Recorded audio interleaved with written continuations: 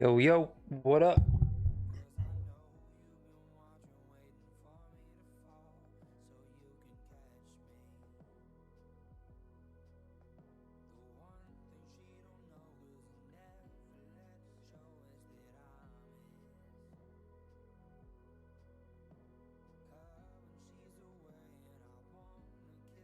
Yo, yo, what up?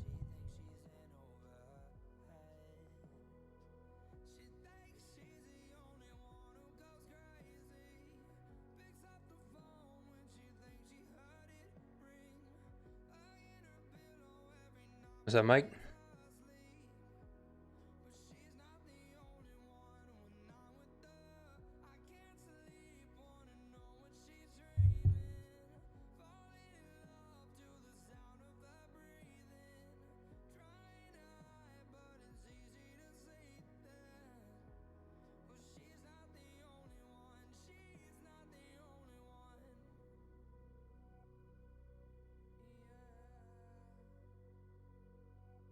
What up, Phil? Wolf, DB, Lucas, Diego, Salim, John, Rasheen, Noel, Zafar, Kevin. Hello, hello. I think if GJ moves, it'll be a good session. I don't like sells at all, to be honest. I think buys are the move, but we'll see what is presented.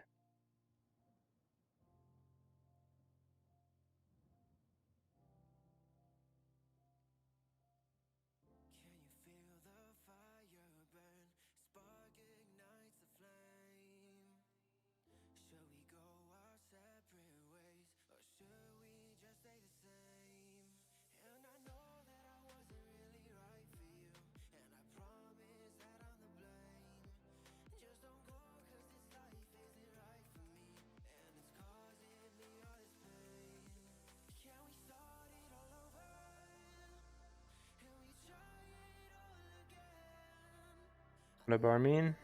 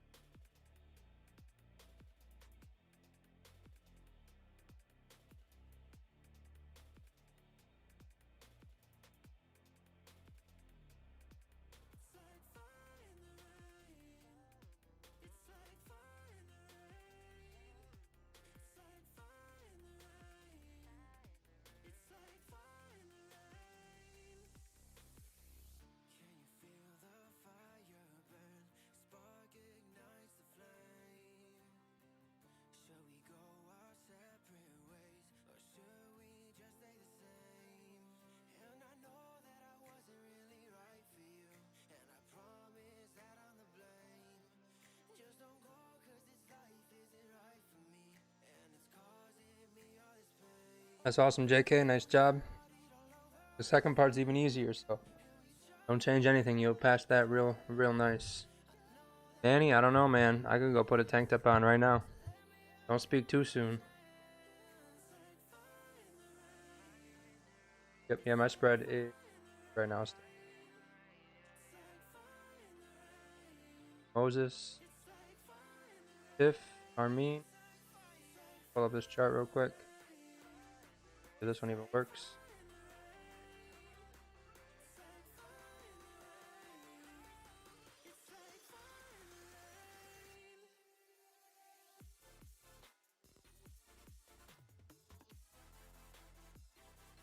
Yep, that looks like a straightforward idea. I like it. Make sure you just stop loss accordingly when it comes that time. Kind of sort of what I'm looking for. I don't really like sells from here. Maybe if we went up to here and went bearish, maybe. But then everything's so bullish. I don't know how good I would feel about that, but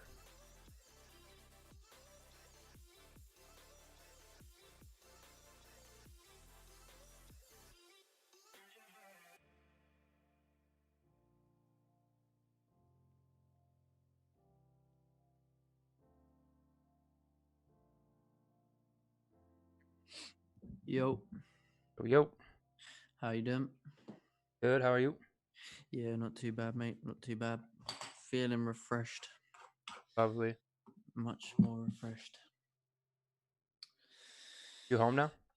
Yeah, I'm back. I had a late flight last night. That's why I literally got back and jumped straight onto the Asian session stream. Oh, That's what I meant. I've been awake since like pretty much the previous night, because I was staying in like an apartment, so I had to like clean the whole thing before so I did it the night before, so I could just chill out in the daytime. So yeah, I'm back now. very Back. nice. Yeah.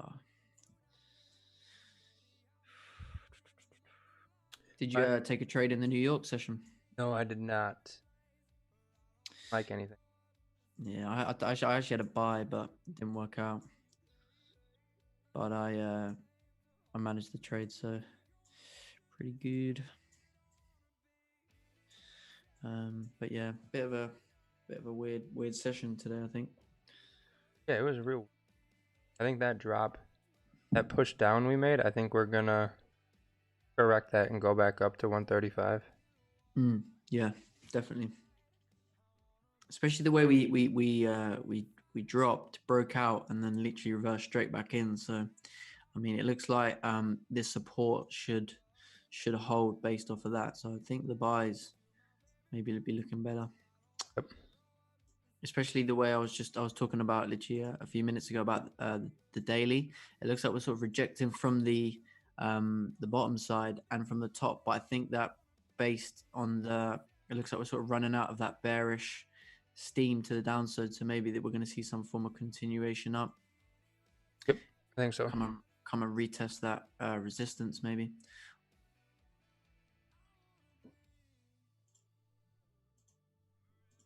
All right, Wix. I see how it is, bro. I see how it is. Why don't I see yesterday's candle as bearish rejection though? It's not that I don't see it as bearish rejection, but we need to take into account what could happen in Asian session, not what this daily candle is gonna do. I think this could be rejection, but we're also rejecting here again as well. So I think we're gonna fill this wick, to be honest. But we'll see. We'll see what happens coming closer to open. Maybe we get a trade and see some volume before open. Who knows? Wow, it is raining hard.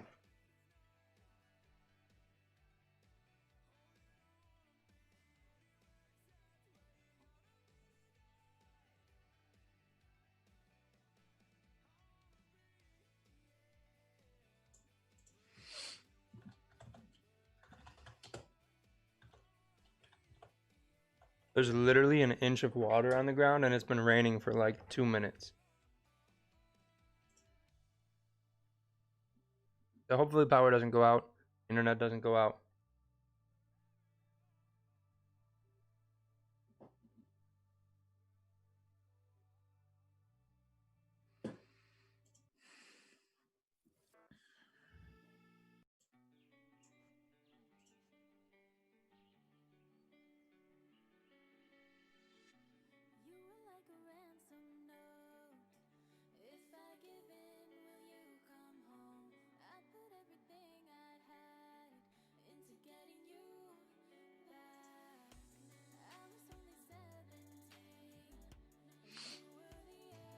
Vasquez, Amanda. Yeah, Amanda, you can come in the Zoom.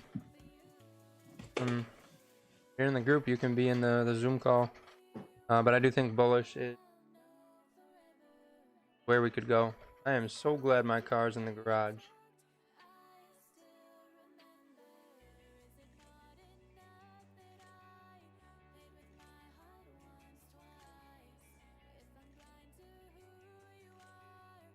It's been raining a lot lately.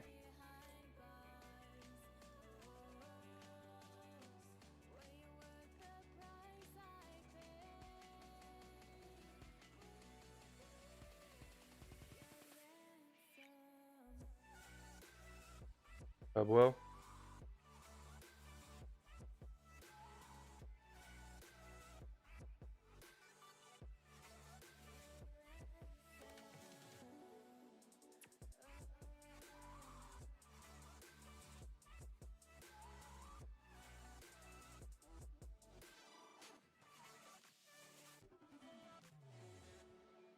Do I trade London Open in my group? No, but there are people in the group who do trade London. I think we got 3, 4, sometimes 5 or 6 people that do London, maybe more, but not completely positive because I'm normally sleeping during London.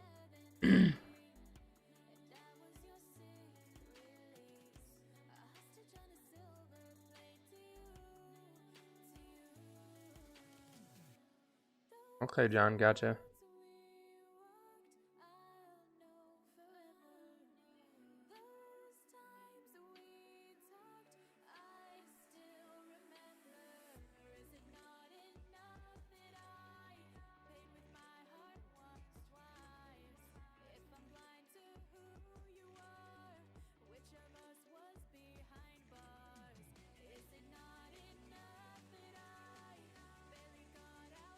I got a haircut.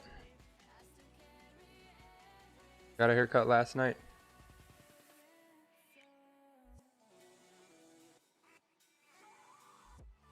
News.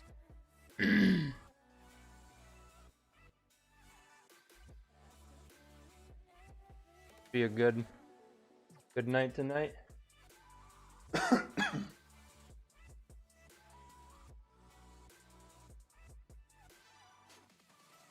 Sounds good, Henry.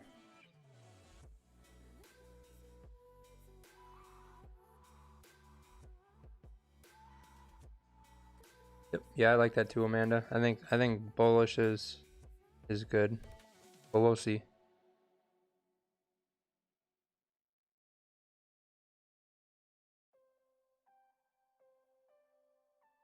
Don't forget to like the stream.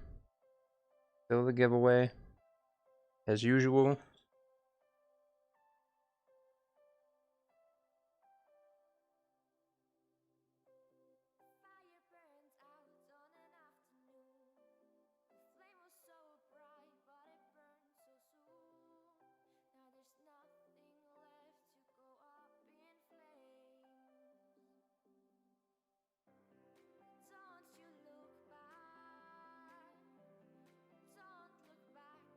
What up, Babbitt?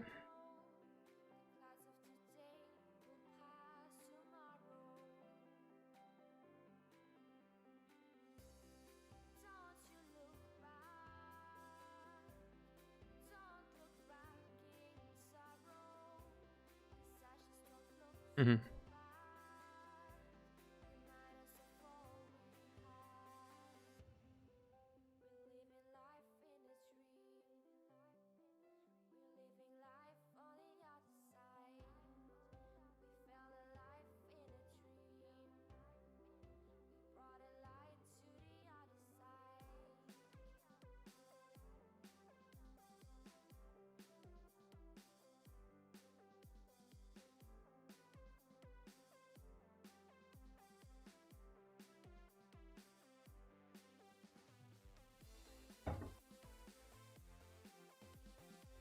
What up, Tyler? Start here.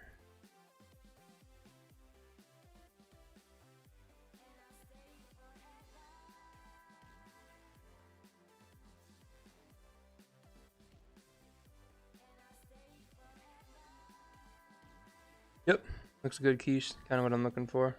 Not so much sells, but buys, yes.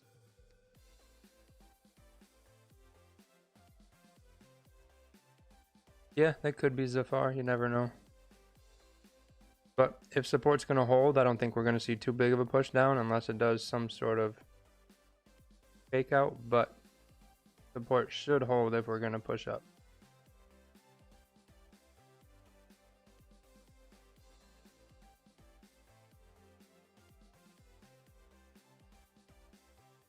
3FX, got you.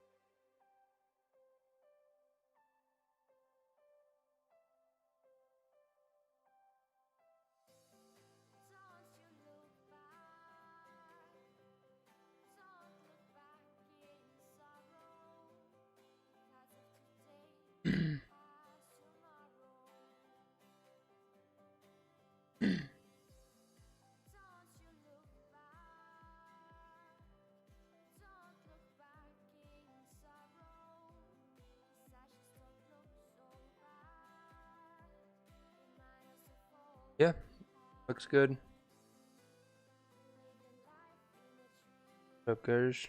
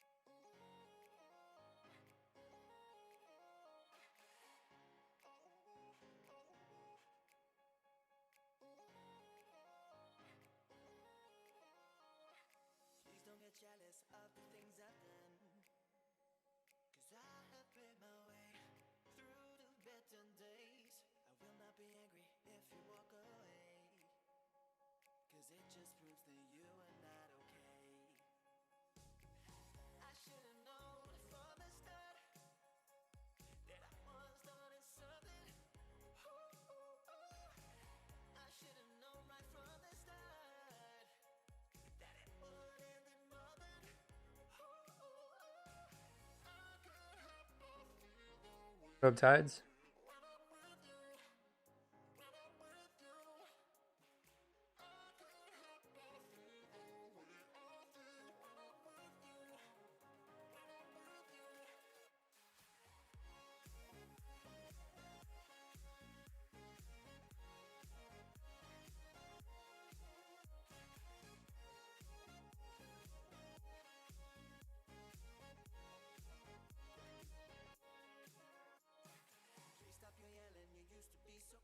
Yep, no problem, TK.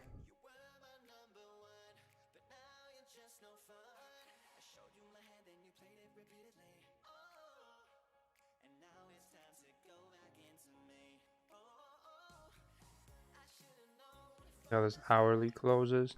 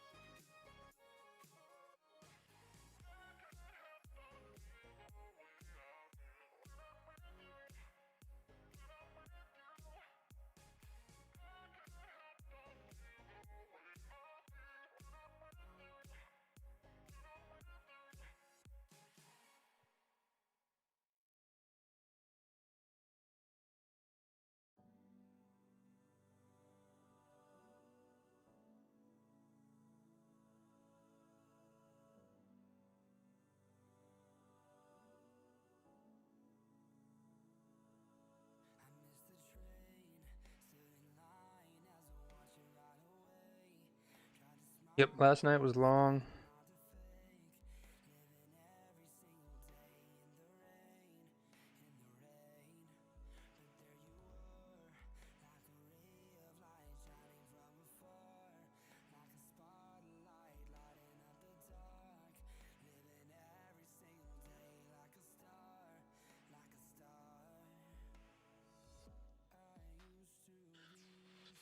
Paul, I'm going to be back in 5 minutes. Okay. Sweet.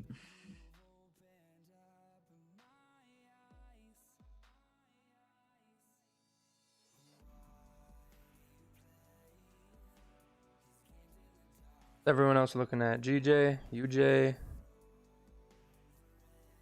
What are we seeing?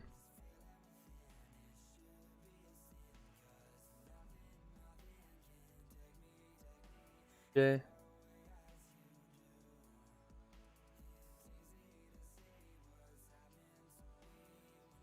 Hey Paul, do you think it's acceptable to look at multiple charts at once?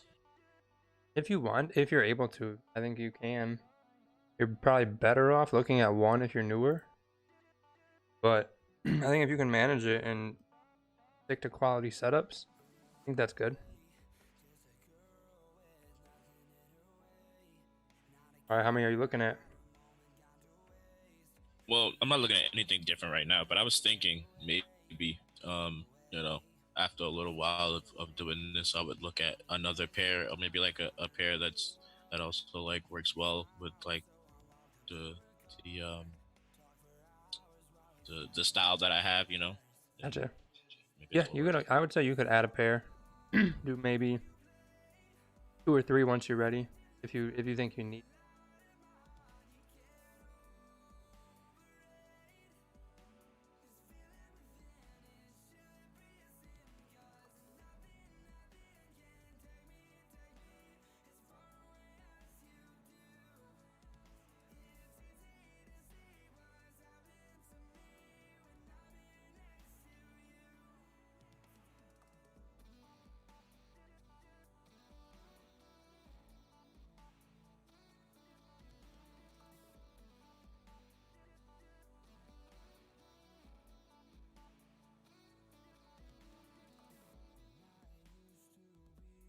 What up, Keenan?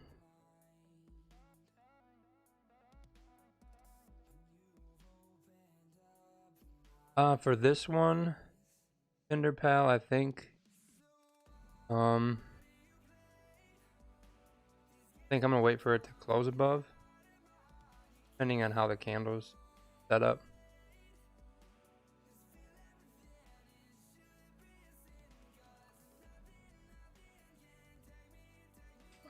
His Instagram.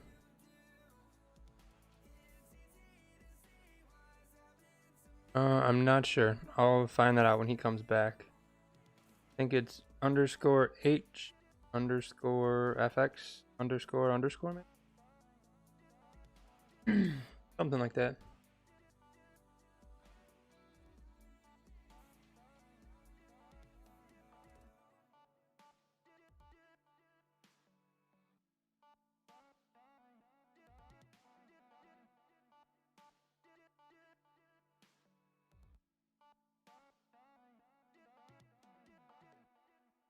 Nope. Nope. I do not, Henry. So what I would be taking into consideration is what is right here in front of us. Otherwise, if we're going to take in this information here, should probably include this information and this information and this information, maybe this information, maybe here, and then you have so much shit on your chart.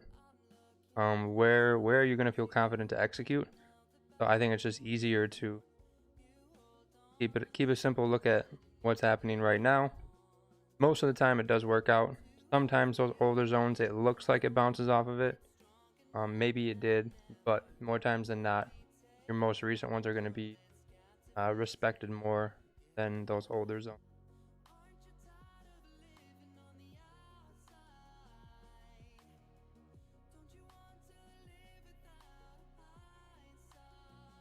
Yep. Welcome, John.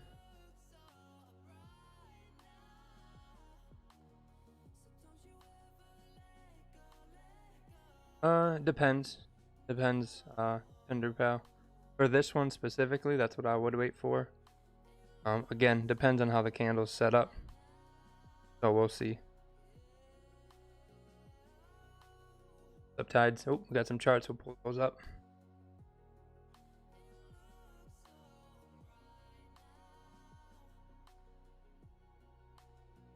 Yep. Yeah, that's important, Matt. You gotta have a good general idea on where price is going on those higher time frames.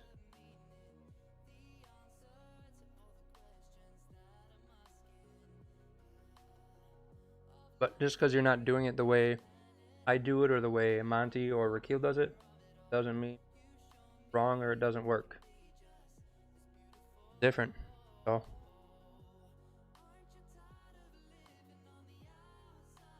Alright, Mike, EJ.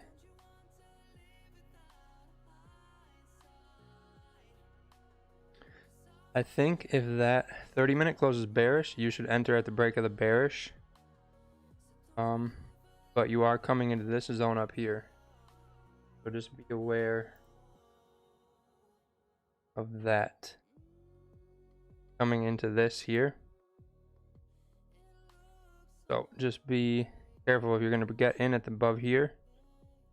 It could react over here. I think you're better off waiting for it to get above here and then doing exactly what you have here.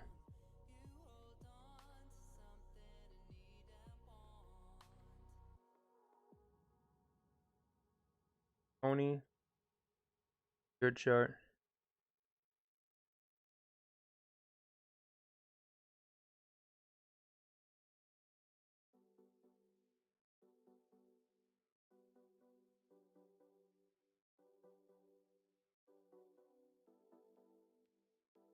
Okay. Breaks the previous 1 hour clean to the left. Absolutely. Yep. I like that. I think your stop loss can be way better though. Stop loss does not need to. I mean, all these candles are stopping right here. So you have all this extra room that you could turn into better reward up top. So right now that's your risk, or that's your reward. Here's your risk, but could make it this, like this. Same target, same entry, better stop loss makes this same exact trade. You get more money in this trade, So if you win this trade, you can lose a trade after that, and you're still gonna have profit from this one. This setup you would not. Yep.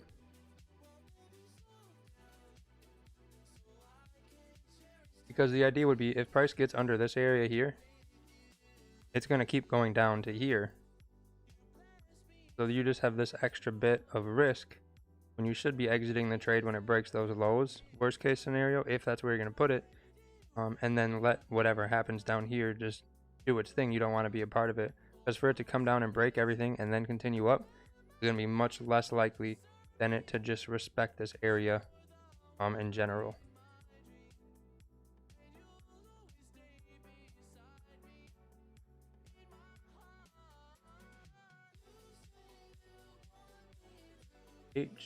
I pulled up your chart already, but we'll pull it up again.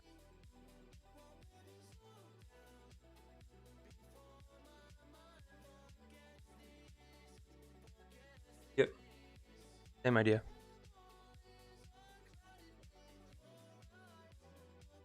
So hourly closed like that. I think we'll see a wick down. We'll tap. And ideally push up, but this hourly close will be very important.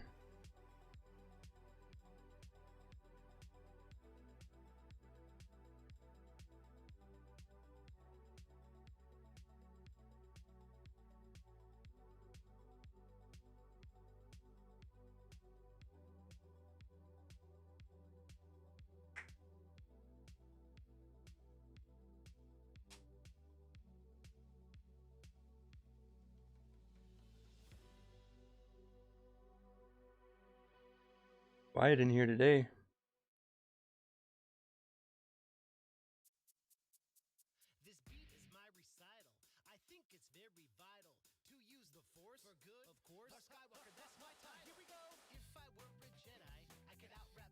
Keenan, why you think bearish? Send a chart with your idea. Let's check this out.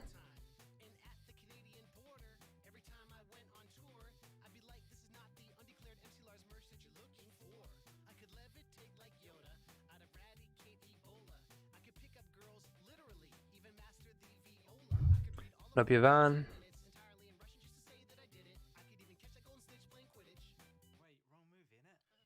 What would be another pair that you would look at if not this one, Paul? For Asian session or New York? For Asian. Asian, I think EJ is really good. AJ is pretty good, and then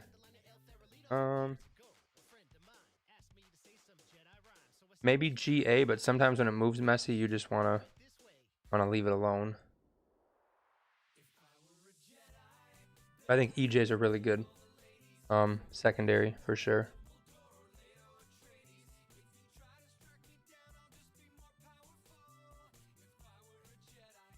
So we're gonna do this little breakdown before it happens, and we'll see which way it plays out. So like yesterday's trade, we'll pull that up quick.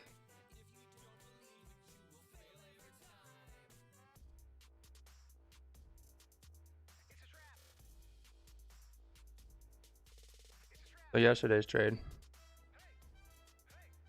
we called out these higher lows, higher highs, price went up. But anyone can draw that up after it happens, regardless of the idea that we took it that it would continue to happen. So we're gonna do it before it happens, plan it out, which way we can go. So we look at the hourly. See this, and this. 3 lower highs in a row on the hourly time frame. And we see this lower low here. So the idea would be if price cannot get below and break here, and we see a higher low, and then we see higher highs, ideally getting above this one at least, price should break and push to here, maybe up to 135 flat.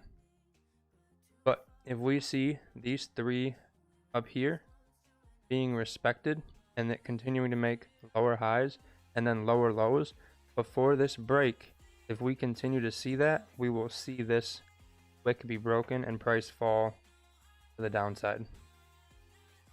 So we're going to keep an eye on this guy, this guy, this guy, and this guy, and see what happens in terms of the candles and see which way we go. And if we can interpret this correctly, we should be able to see, or price should tell us if we're going to go up or down.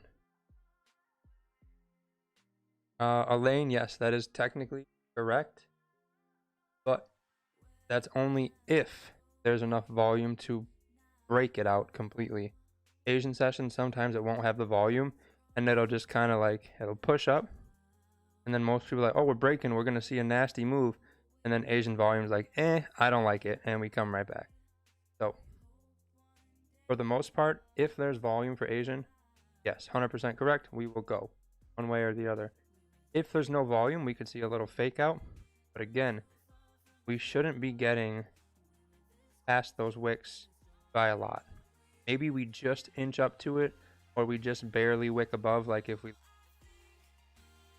look at this one, kind of barely wicked above here, that wouldn't really be considered a break. I would say if price does something like this to this, that much of a difference, then we should see more of a complete break. Again, if we make the lower lows, lower highs to come down, or higher highs and higher lows to go up. And I draw that out. Alicia, if you just rewind, I just drew it all out. So we're gonna look at this wick, this wick, this wick, and this wick, and see what happens in between there to figure out where we're gonna go. The idea is the bias is bullish for me, so we're gonna see if we can push up. So that's what we're gonna be looking for: higher lows to form, higher highs to form.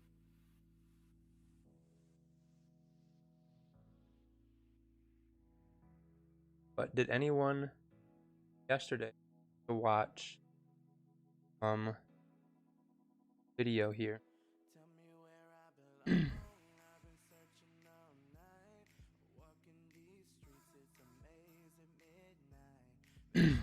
Anyone watch this video here? If you did, did you learn something from it? What did you learn? You have questions on it? Any feedback? Anything you want covered more in-depthly, or any specific thing you had a question on? Maybe we'll try and cover that while we're just chilling right now. Try and be productive. Not waste everyone's time while we're just waiting for Asian to do something. Video yesterday. Yep. What up, Dangerous?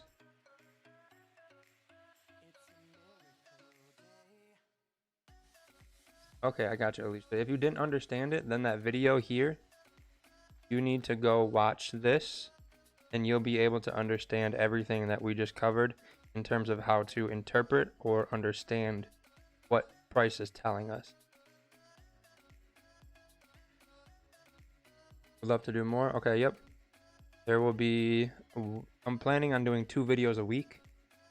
So if there's a lot of questions on specific things, I could make that one of the videos for that week to get way more in depth on it.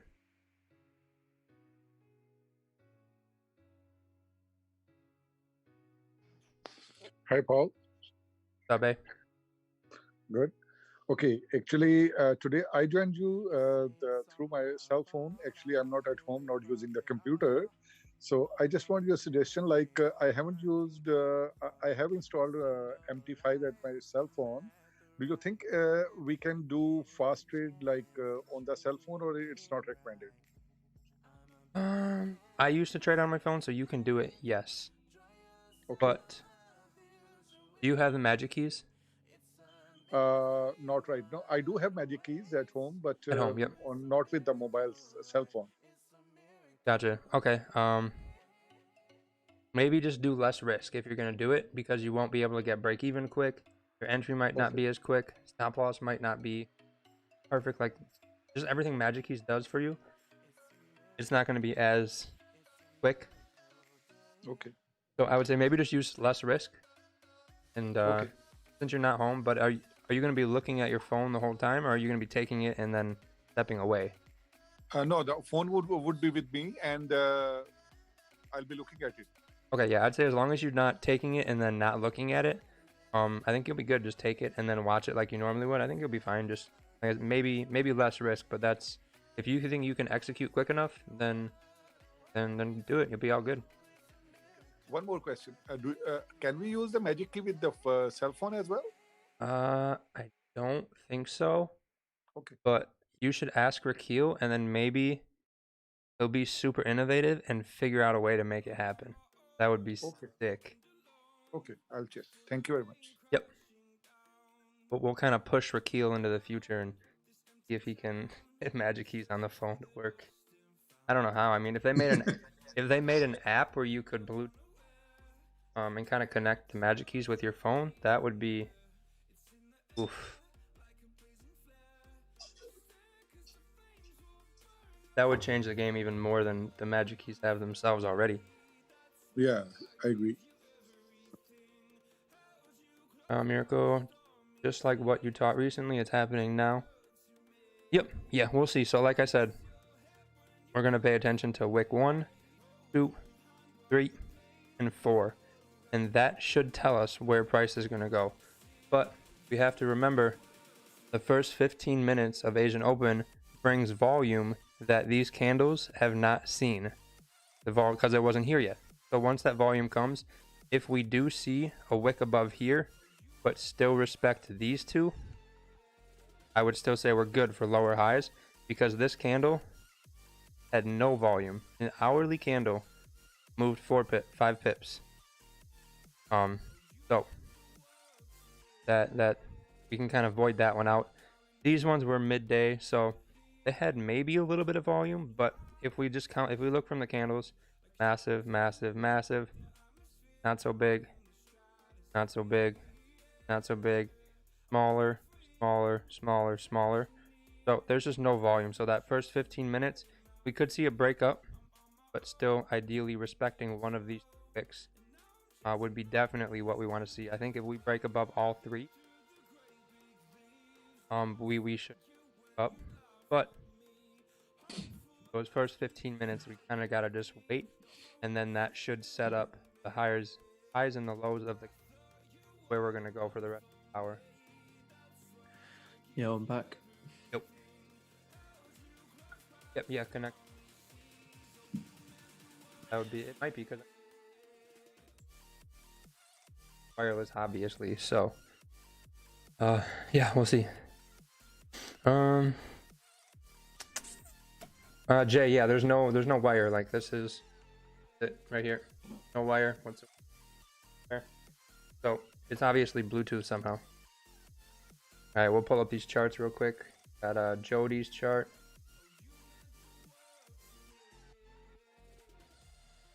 Yes, you can, Foy. You indeed can. Every time frame is going to give you the same thing. You're going to see highs, you're going to see lows. Difference is going to be the smaller the time frame you drop to, the less it's going to respect. All right, Jody. UJ, price is making lower low, lower high, minute 15:30. Break of hour 4 wick, 3% risk. Yeah, that looks good. Stop loss is all the way above. I think that should be good. As long as you close underneath here and you continue to make lower lows and lower highs, I think you should be good. Just remember, be careful. Asian Open could do some weird stuff. Be aware. Make sure you're managing that stop loss when open comes, just in case you don't get wicked out and then it continue. Then you can make some money for the session.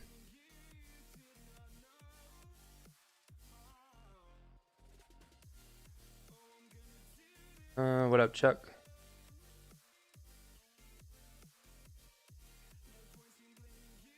I think there needs to be some sort of app for it to be connected, but I think it could be possible. Like I said, it's not my invention, so I don't know. But I'm sure Mr. Innovation himself could figure it out.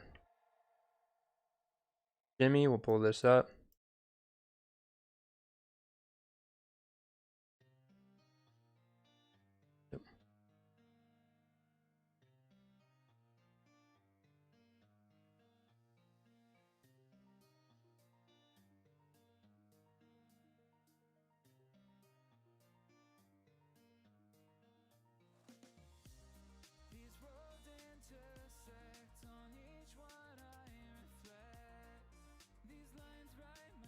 We're looking at GJ on the daily. Lower high, lower high, lower high, lower low, lower low. Yes. That makes sense. 100%. Then we would see a nice daily wick though. The only thing though, again, all these are correct. But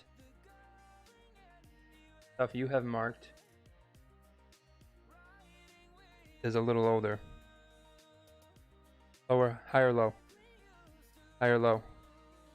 Higher low. Higher high. So this could go both ways right here. So I think looking at that, what we need to do is then drop onto a 4 hour to get more information. So let's go on my chart. We'll check exactly what you just had. Dailies. It actually already has broken that, so it has a lower low and a lower high, but still no lower low here. But technically, day to day, we have a lower low. So, but if we check out the 4 hour,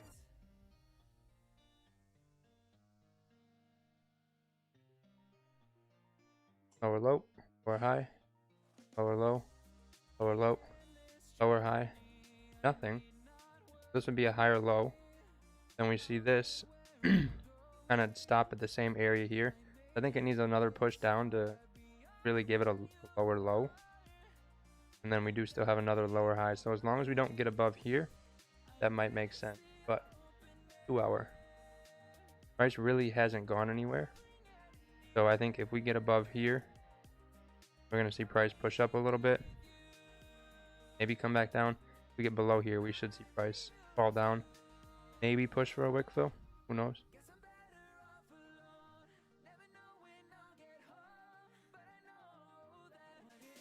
I see a tap here. And if we look on the hourly, so we see this as a messy. If we go to the hourly, it's actually really clean down. So if we start closing underneath and then continue lower lows, lower highs, you see a push there. Maybe even into here on the hourly. Yeah, Paul, if you look at the 4 hour, I think 4 hour looks like if we can stay, so basically if we stay below that resistance that we had at like 134,640, then clearly that would then keep this 4 hour bearish, right? And then it looks like based on the 4 hour, we should see the next 4 hour make lower highs and lower lows and continue back down to support. Based on that like overall market structure, you can see that we're making lower lows based off the 4 hour if you zoom out a bit. Yep. So if you look at based on that, it looks like we should fall back down to support. Looks like we should go test this low. Yeah, that's and then yeah, ideally we'll precisely. hit this really nasty support right here. Yeah. And then that's going to be kind of that determining factor. So this wick kind of pushed through all of this. And if we can get there, this should have kind of shoveled the snow out the way for price to fall down. Mm-hmm. The only thing I'm looking at is the reason why I want to wait, to start getting some real bearish confirmations as of compared to buys, is because you see that huge bullish like rejection wick. If I just this one here, it seems like it was a very big like buy area, right? Because if you mark that out as an area now potentially where we're gonna pull away from in terms of buys, is going to be this area here. So maybe we're going to see price come in and tap into this area again, because higher time frame, maybe we're going to start pulling away from this area now. But that's why I definitely want to wait for some bearish confirmation, because I don't want us to maybe tap into this area based on the 30-minute, and then now we see like a where you see like a beginning of a new bullish uptrend, right? In the sense that we now start seeing some form of wick into say this area, and then we start pulling away from this area and start pushing up and making a new high, and start doing something like this based off the higher time frames. Yep, but so we see this area. We see this area here. See how we tried to come to it here, and we didn't even really get close, and we drove away. And now this one broke below here, and this wick actually got lower than this low here. So I think we're gonna at least pull towards it. And then we're either going to make a higher low before we get here and then get back up to here. But looking at this, looks like we should break it. Then maybe pull back up to here or here. And then continue down a little bit. Yeah, no, 100%. If we're staying bearish, that. Yeah. Everything's really messy right now. Because obviously you'd want to see us breaking support, because then the 4 hours should continue down. Especially, I agree with you. I definitely agree with you that we're going to come bearish, because like I was saying, we may want to tap back into this area, like you were saying, back down to support, and then long term maybe start heading further up based on the higher time frames. But having said that, why I'm waiting to see more of a bearish confirmation, because like I was saying, is we may come into this area and then pull away from. Like you see how on the 30-minute we've got them massive wicks, huge rejections. So price has come in very deep into this area, even on the recent price action. So not only have we got the 30-minute that 30-minute candle that I pointed out originally, we've got now this current 30-minute liquidity zone. So that's why either you definitely want to wait for the close, like I was saying, and but yeah, otherwise I think longer term maybe we're going to start coming up and retesting some of these highs. But yeah, that's it.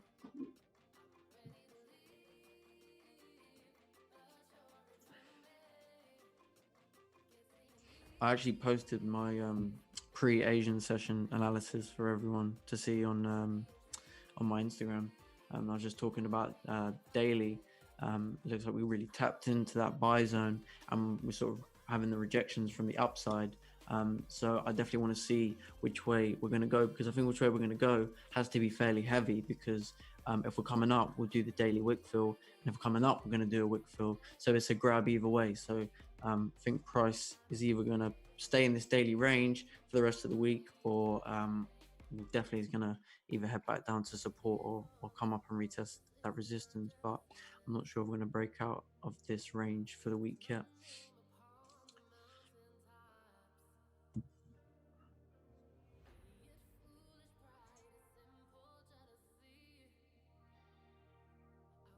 Yes.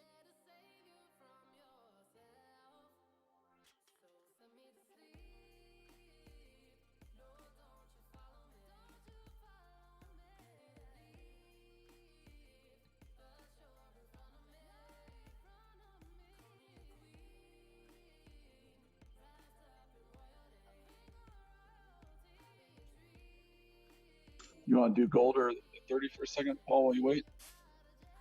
Yeah, we'll hit gold real quick. Any questions about sorry. the- I was just going to say quickly, some guy said, what do you mean by wick fills?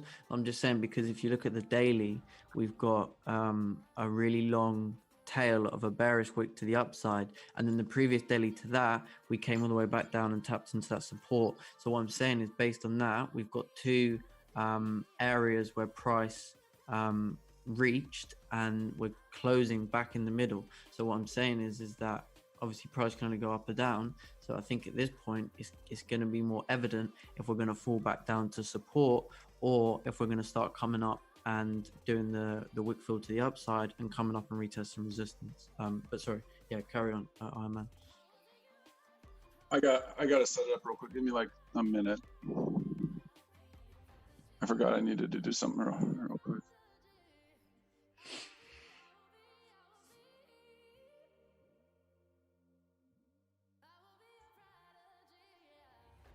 Okay, I'm good if Paul's good. Yep, you're already on gold. Okay, so it's at 1812, so we're still hitting up against that area, right? That we were trying to break through it. I thought we were going to break through and we didn't. Let me just annotate here. But we're still making those higher lows, right? Yep. Still can't break lower and still can't break higher. So I still think we are going to break, and we'll see. This is what candle is this? The hour. Mm-hmm. We'll see how that forms right here, right? You're starting to see a little bit of a tail right there. This might be the momentum we need. I've been saying that now for a little bit, but I think we are going to break. We've been sitting there for a long time consolidating. We still got momentum to the upside. I think we're going to break, and we'll get up to 1816. I really believe that, and then up into here. So we had a little dip yesterday though, right? To 1808 or 18, somewhere right in here. This is the 1 hour actually. So today we came down to 1802, which would have been another pretty good entry right here at 1802, because you have this area here and you had that area here, which was a nice support level. So you had another opportunity. I think we will end up, I keep saying it's going to break through, but I do think it's going to break this time. So I'm still looking for, of course, buying every dip. There's no reason for me to sell. There's no reason for me to do anything right now, really. We either need to have it break above 1814 to 1816 or break below 1802. That would be a sell area if it could come down here and break below here and then pull back to here, and then I could sell it down to there. I don't really want to do anything unless it breaks up and breaks this level and then pulls back, and then I can go up there. Does that make sense to everybody? Yep. There's not a lot to do right now except for wait and see which way it wants to go, which the direction is. And that would be the same with the US 30 too. I know they were talking about that, but you just want to trade around those support and resistance levels, those major levels, and wait for it to break and then pull back in the direction you're wanting to trade. So right now, I think there's going to be just a lot of sitting around on gold and waiting, just like there is on the GJ. And it might start happening, half hours when it opens, right? Yep, 34 minutes. Yeah, so I minutes. think at this point, you just got to wait. Yep. I wouldn't do anything until it breaks 1816 or it breaks below 1802. So one of the cool things, one of the guys said the other night was he set alerts, and then they're like, well, you need to trade London session. He goes, I'll trade London session if my alerts go off. So one of the things you could do if you didn't want to wait is you could set an alert for 1816, or you could set an alert for 1802 and not do anything until you get that alert, right? That's how I used to trade the London session too. I'd set a bunch of alerts and just come and check it out. Gotcha. So can we do the US 30 just real quick, and then I'll be done. Yep, just clear it, and then yep. Still got a little gap, it looks like. Kind So of. yesterday in the stream we talked about 27,200, right? Mm-hmm. That basically hit today. So now we're still above the gap, right? Kind of in this area. I still think we're going up. I think we're going to test this area again. But again, I can't really do anything right now because it's basically doing nothing, right? So I'd either need it to come back and test this area at 26.7 for a buy, or break below 26.7 and pull back for a sell, or I need it to come up to 27.2, break above, pull back for a buy. So it's the same thing as gold. But remember, again, we always talk about trading the highest probabilities, right? So the highest probabilities are to trade around one of those areas. The highest probability trade isn't to trade anything right now. Yep. So wait for those areas and then wait for it to choose a direction and go from there. But I think that's it for me, unless anyone has any questions real quick. I mean, I don't, but I don't trade either of these pairs. Right. So, but it did hit the area we talked about, basically 27,200. It hit that level, and I was in it from 26,130 something. So I got about 1,000 on that one, and then we ended up doing some selling today. Remember what we talked about yesterday too? Just one more quick thing is today has been, once it gapped up and it kind of did this, it went up. Now you've had a lot of chances today for the bottom part, right? Mm-hmm. So you saw a real strong selling today. And so it's possible that we get here and then we sell again. I'm not sure yet. I'm not going to do anything with it until it shows me a little. I gotta end this. Yeah, a bunch of kids crying here, but Gotcha. I'm not going to do anything until it shows me some volume. But I'll stop because I got some kids here. So okay. And mute it. Sorry, guys. All right, Rabbi.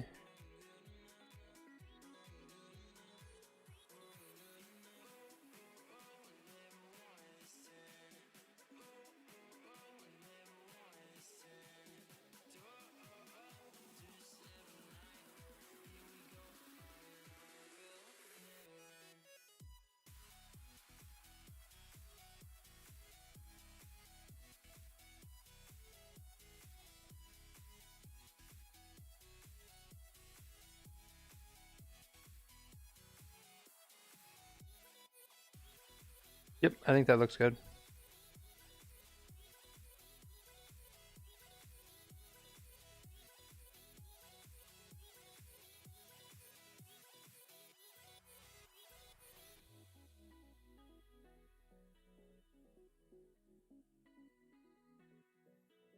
But this is also probably a pretty strong area as well. We held price underneath, we broke above, retested it, came down, came back up, came down, stopped there, broke above, retested. Now we're holding support. I think whichever way it goes is where it will go. Sub H.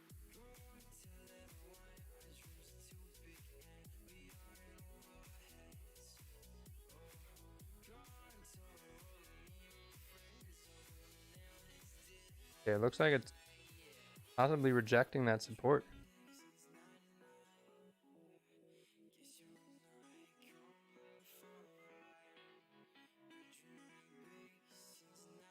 Hi, Matt.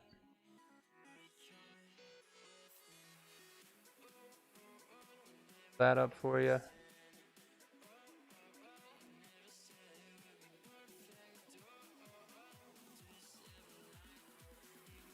Spencer, it's Trello, TRELLO.com. Entered at the retest of support, stop loss below. Yep. Yeah, as long as we make a higher low and a higher high, I think that should make sense.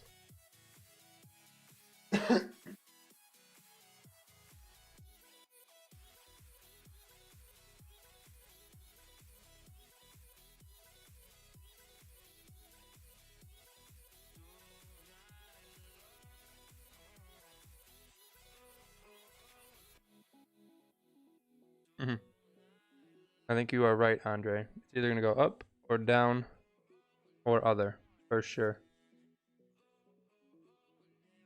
Up, down, or other. That is... That's classic. It's Hope 100%. everyone's well.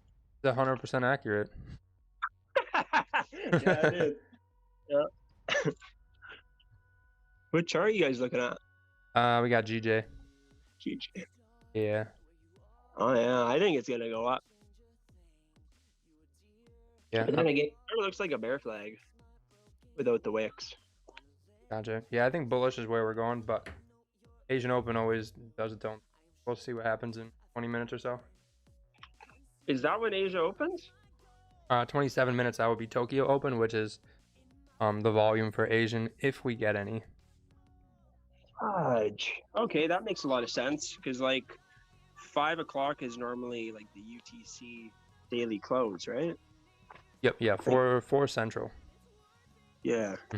Cool. Yep, and then it comes on and everything gets moving around at like 5. But spreads are just coming down. There wasn't really a ton of volume during that time. So you'll notice once in 26 minutes, you'll probably notice some 15, maybe some 30-minute candle highs and lows get broken, and then price continues the other direction. That's just more volume coming in. But usually we do respect the hourly time frame. That makes sense.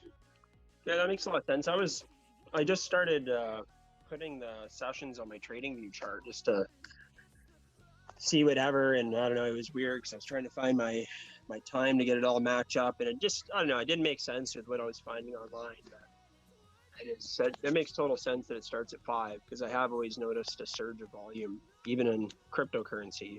5 o'clock is always a good time to ride some kind of quick move. 5 Central or 5 your time? 5 my time. Oh, okay, so that'd be 7 Central. 24 UTC, right? Like right as the start of the new UTC clock, so universal. Oh. Yeah. Which is the same as GMT. It's the same GMT flat. Gotcha.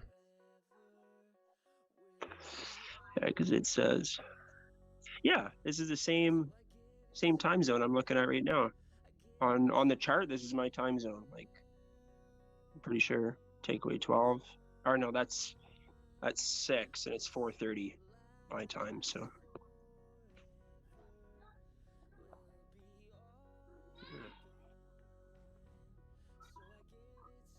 US 30 calls have been booming, eh? Yeah, seems like it. Oh, man. Josh has been hitting them good. I think Clay get some nice US 30 stuff. Yeah, I keep blowing my little account, you know. That's really what I keep doing. Like, I gotta learn to be more patient. Come to Asian session, there's a lot of that. It's like Being patient. Yeah, it's like 2.5 hours of waiting, 5-10 minutes for a trade, and that's it.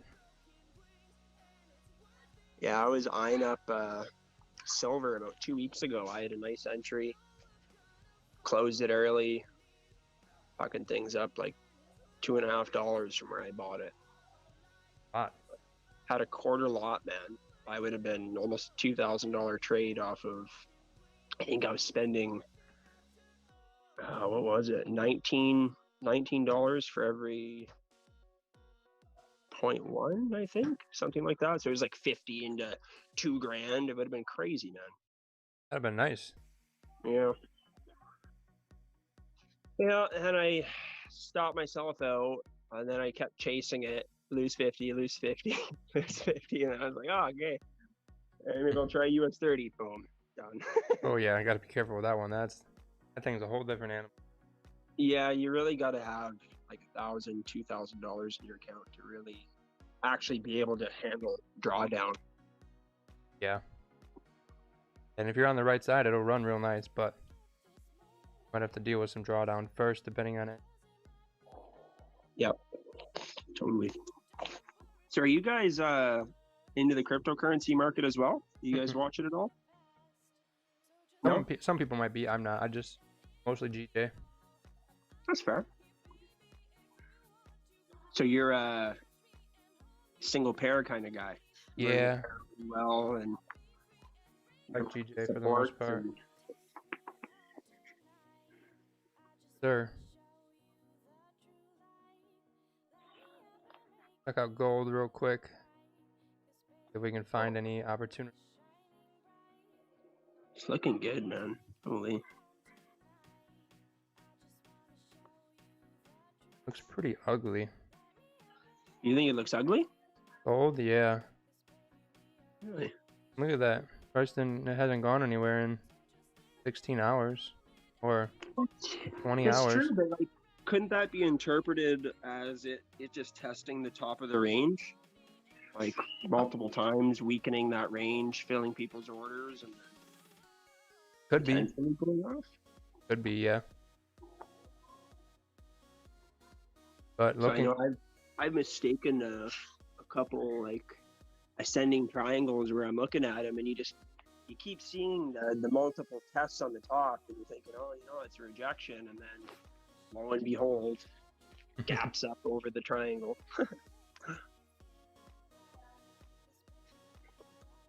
I think, I'm pretty curious. Like, how do these gaps work? Like I know, like the broker that I have has a shutdown, 15-minute shutdown at one point, and like even like on the weekends, right? Like how does the volume or the price just leap in one direction if no one can buy anything? Like I don't get it. I have a feeling that's not us moving it. So that's probably the banks or institutions moving it. Price, it still moves on the weekend. We just, I think if you have a premium TradingView account, you can see it. I still think you can't trade it, but you can at least see it, I think. But yeah, I mean, the gap is it's just what we can't see over the weekend. Yeah, because like I have noticed that like I got two US 30 pairs, or I guess I did. I might have gotten rid of one, but one of them would have gaps, and then the other one wouldn't. So then I started looking at the one with gaps, and I don't know. I like the one with gaps, I guess. Gotcha. All right, gold. I think we got resistance here, some support here. That I would be watching for coming into open. See what happens. Maybe a short-term little sell underneath here. Nice little 20 pipper. If you're looking to just get in and get out, get something for Asian, that could be an opportunity there. Otherwise, see what it looks like. It's going to push up into this area, maybe even right here. Yeah, I'm seeing like from where is this? Show zoom in a bit. Right after 9 o'clock, so that would be you're on the hourly 30-minute. Okay, so 9. You want to just hold on? Just hold on. Yep. So I think one of these two areas, looking like that's where price is going to kind of set up near open. So just like always, watch those highs, those lows of the candles. Maybe 30-minute, 1 hour to kind of see where we're going to go. But yeah, it's something up here, maybe down here where you look to do something. EJ is doing terribly, but looks like it's going up. Got the hourly. Yeah, it looks like we are still trying to go up. Have this hourly area here. Break this wick, we should be good to keep going up. And really heavy support here.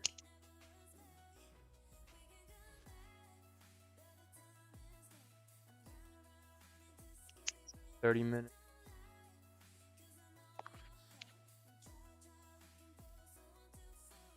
$30-minute shows a little more. I think we get a close above here. That should be a nice play. The upside. Possibly to. Got some nice room to run up if we can get up there. Then maybe a runner target up here. The higher time frames look, yeah, figured something like that. At a higher level there. So 30-minute.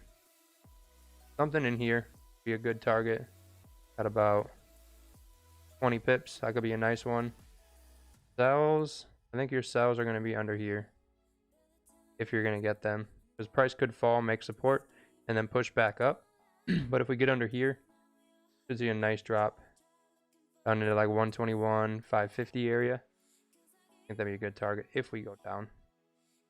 We push up to here and we form resistance, and then we see lower lows and lower highs, maybe take it down to support, then maybe leave a runner there. But if you want to trade inside of this, I think your best bet would be here. Either go up or stay in and fall down. That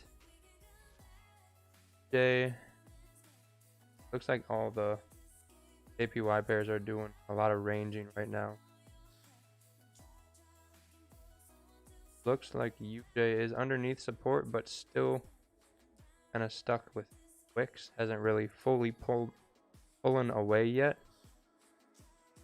And topside resistance, like the other pairs, it's inside of a little range. Get above here and go up. Okay, maybe first target up here. Maybe leave a runner back up to the highs at like 107, 300 area. But depends on what you're looking for. This is still, I mean, that's gonna be a nice 20 pip move to the upside if we get there. If we come down, which it looks like we might, we're underneath everything. You could see that low tested at 106, 700 again down here. And then last one with AJ, 4 hour, yuck, 2 hour, a little bit better. Mark this for a visual. Get above there. 2 hours should get up to here. 1 hour.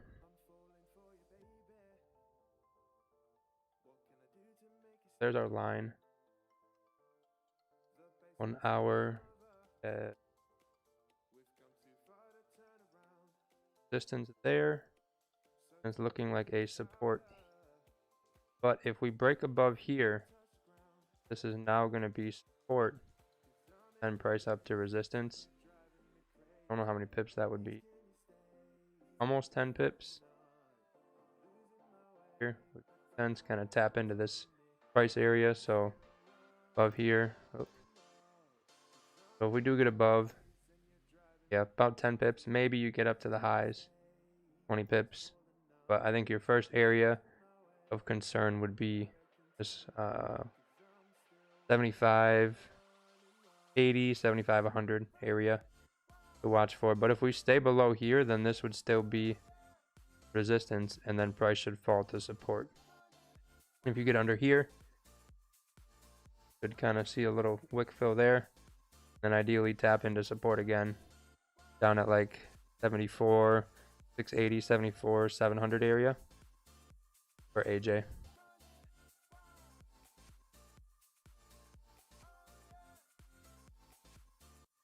Yep, be sure to like the stream, guys. Helps us get closer to the giveaway.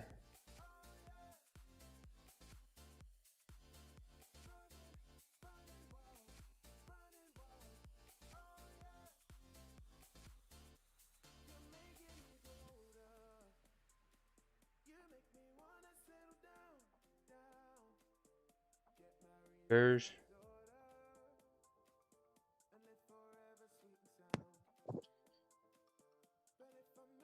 Looks like we're gonna get a move near open, hopefully. like how we're setting up. I'll see what happens with opens once it breaks those wicks to the left.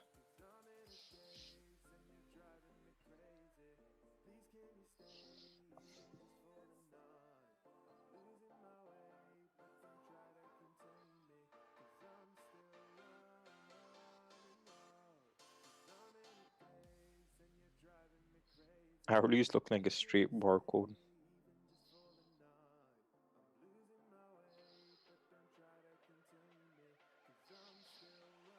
I think if we break that previous hourly high, though, I think we'll upside. But gotta wait for that first 15 minutes open just so we don't get stuck in any.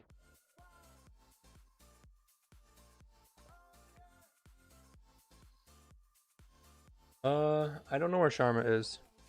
Not said anything yet, so maybe background. Otherwise, I do not know where she is. She told me she doesn't drop by today.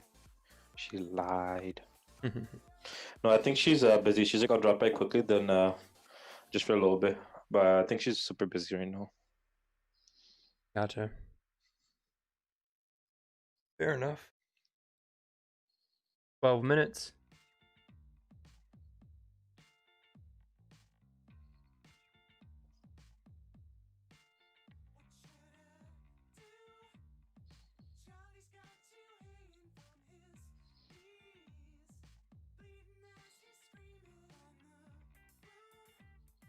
The way that I was looking at it before is like there's a clean move to the upside and a clean move to the downside. So whatever side we break will be good. Cleaner going up. I don't really like the Yeah. move down. No, yeah. For me, I think it's a clean up for, I was saying, to the downside, possibly 134.363.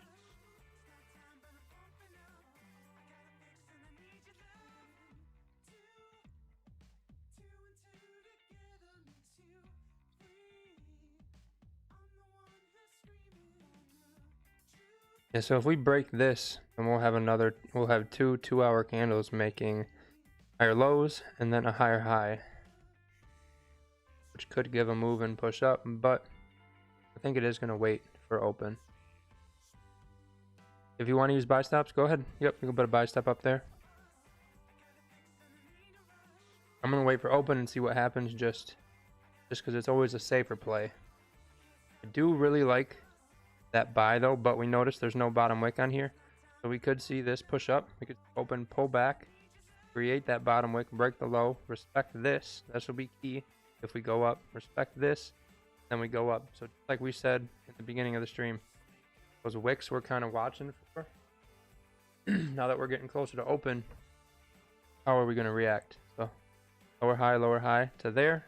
Got here, lower high, lower high, lower high. We got this low established, but as of now we have a higher low, and if we break here, kind of invalidate this little down play we're kind of doing in between these candles. And now these two candles are sort of doing something like this. So with that, whatever that next candle does, if we respect here, then we would have, for this, then we would have two higher lows now. And if the next open respects this hourly low, we'll have three higher lows, which that. And then if we have a higher high, which is where we enter, confirming we move up, price should move up to our next target.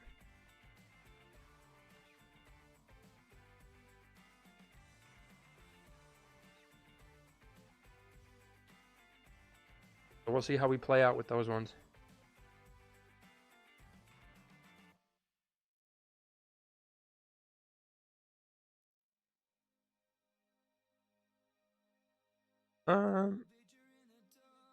If you're talking about this 134.650 to 134.520, I don't think it's a super tough range. I think there just wasn't any volume to do. Yep. Know that surge, but still is a would still be considered a higher low if price does up. If we continue down, then that's the low we're going to pull towards.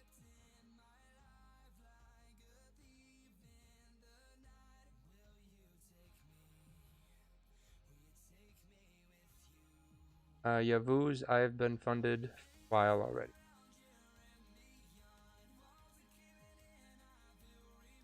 We're actually gonna traders passing their challenge Very soon. very soon.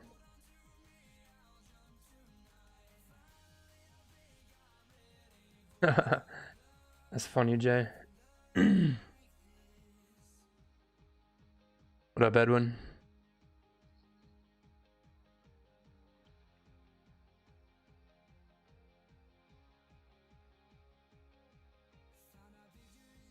I don't know where D-Boy is. I'm sure he'll pop on eventually. We'll know when he gets here.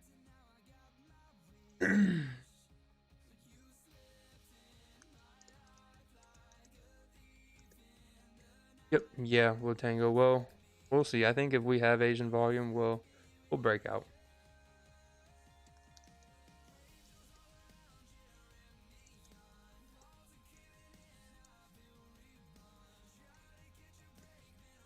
Mhm.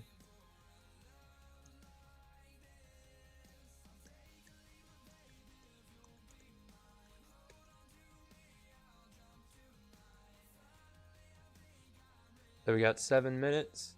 Hit 400 likes before open, like yesterday. Seem to get closer and closer to that 1K live viewers every. Maybe we'll go over 800 people. Sure to like and subscribe as well.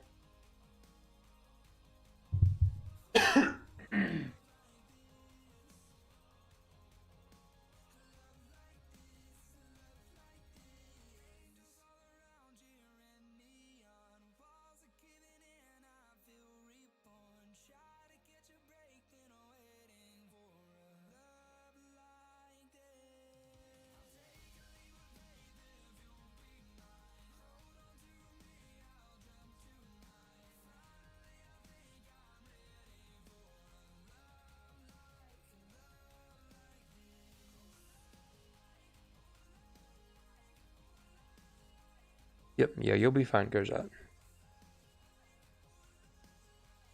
I will be right back. Hopefully we come back with 170 more likes. Got 6 minutes. What is this lake goal you try to get before Asian Open? Oh yeah, he said he'll be right back.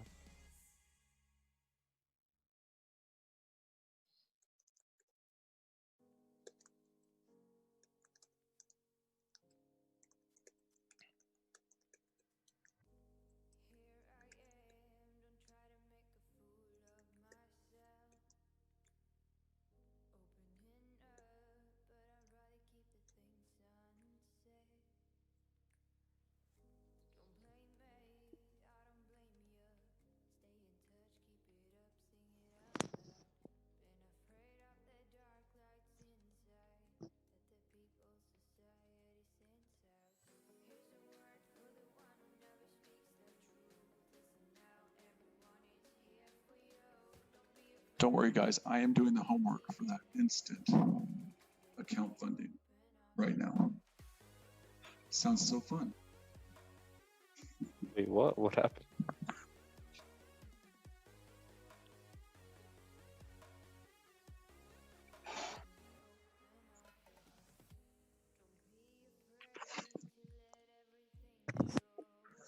I'm doing the homework for the instant account funding, guys. It sounds so fun. Marion will just give you an account right away, funded. That is so awesome.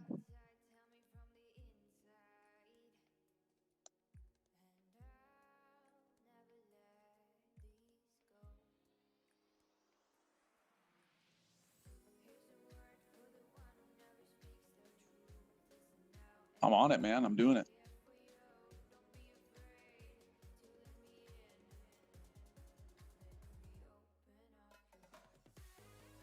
I trust everybody on the internet, Marianne. Everybody. Yes, Jonathan, you are.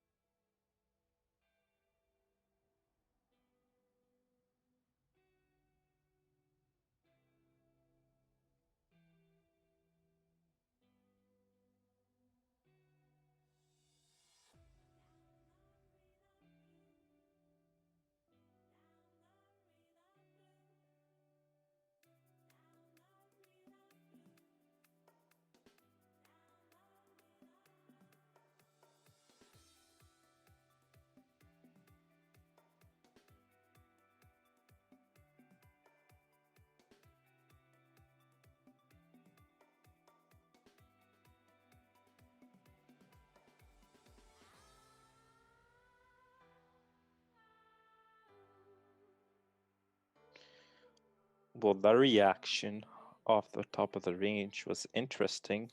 Chat, won't you agree?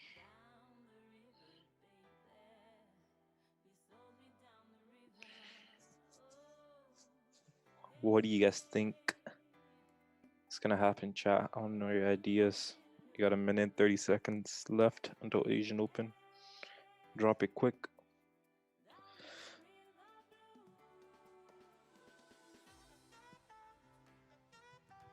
Please don't say full margin the next trade. I know you're joking, but not right now. We can joke after. Yep. Surge. Bearish move is still valid. I'm asking chat, what's the plan, Edwin? Edwin, the plan is see what happens in a minute. I'm more looking for buys than sells, but whatever this first 15-minute presents is going to be interesting.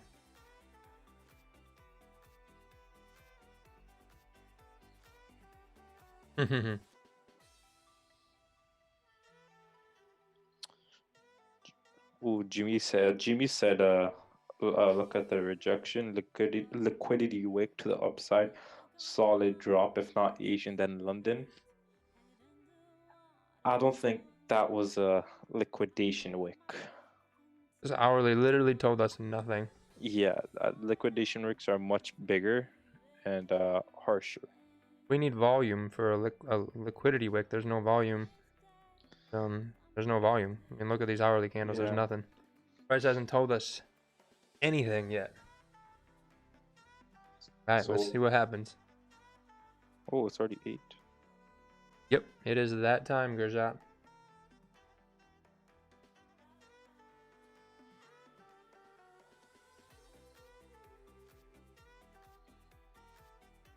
Remember, guys, first 15 minutes of the hourly is dangerous.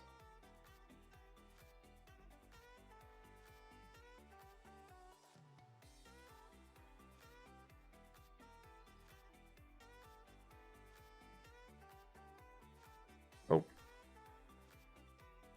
Could just be seeing a push down unless this just... If it doesn't break this and we go up, I think we'll go up.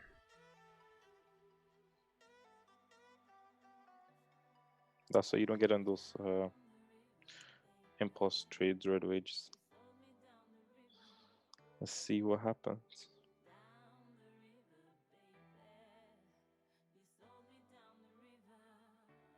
Why don't I post the trade in the top left corner? Because we didn't take a trade. That's why.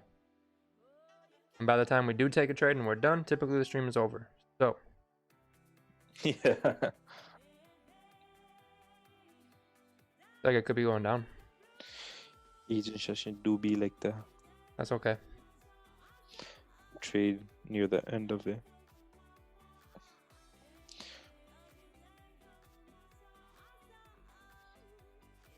I'm not too confident yet that this is going down. Oh, there will be an entry. If not, there will be another entry. Yeah, there's no top wick at all. I mean, it could go down, but I'd rather sit on my hands.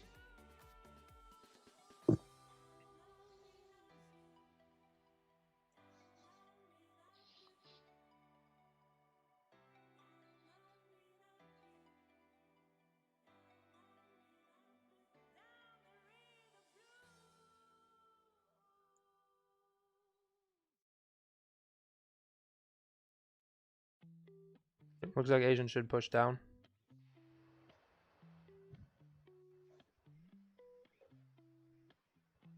Got lower lows, lows, lower highs, lower highs, lower high. Now we have a lower low.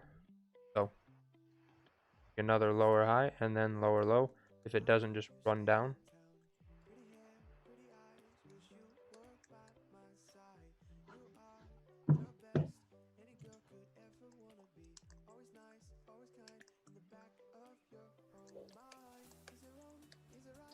Is anyone in the cell?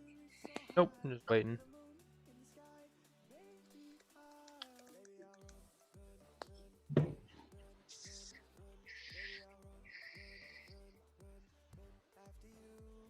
Are you in the cell, Hassan?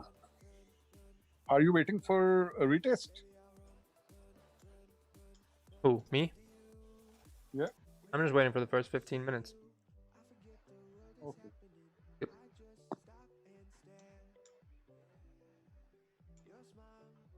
Because I think it has crossed all the wicks down.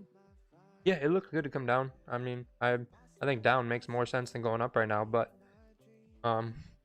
wait for the first 15 or 30 minutes and then maybe we get an entry after that. We'll see.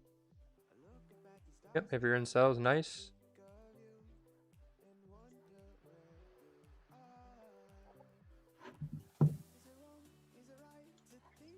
Yeah, I guess in 15 or 30 minutes we may get the idea either it's trend or fake down, fake out.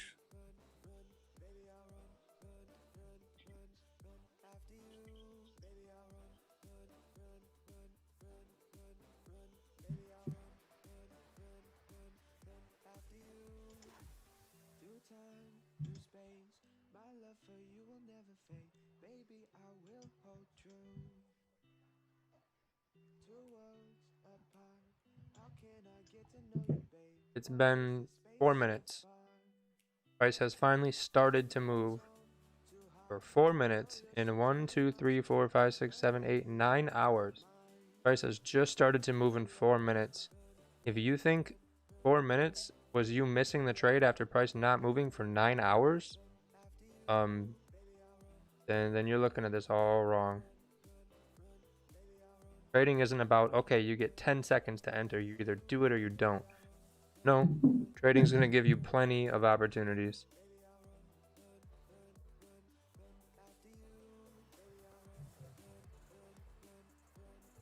Normally, if candle goes up or down in just 2 or 3 minutes and it comes back, normally it happens.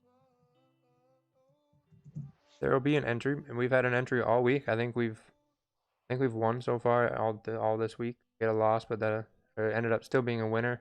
My stop was too tight and re-entered, and we won. There's gonna be an entry. If not, then okay, we didn't get an entry today. No big deal.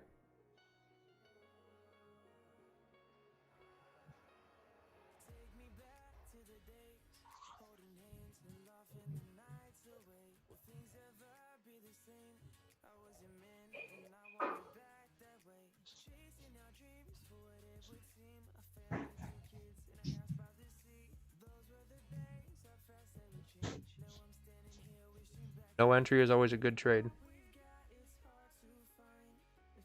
Yeah, that's true. Yep.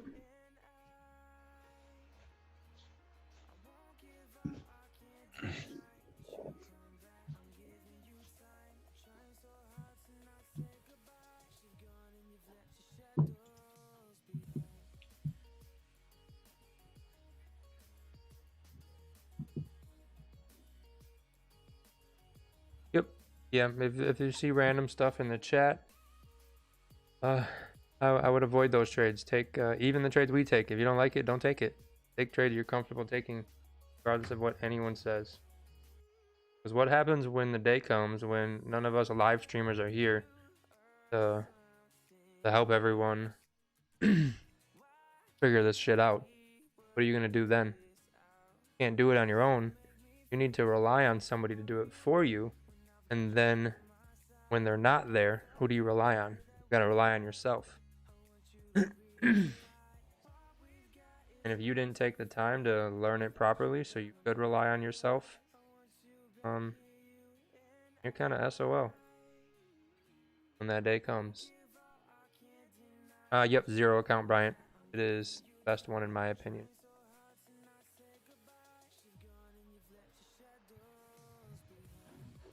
Oh, Frankie, fire. Great fire.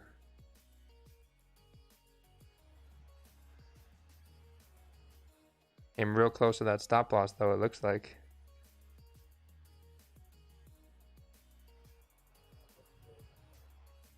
Very, very nice, Frankie.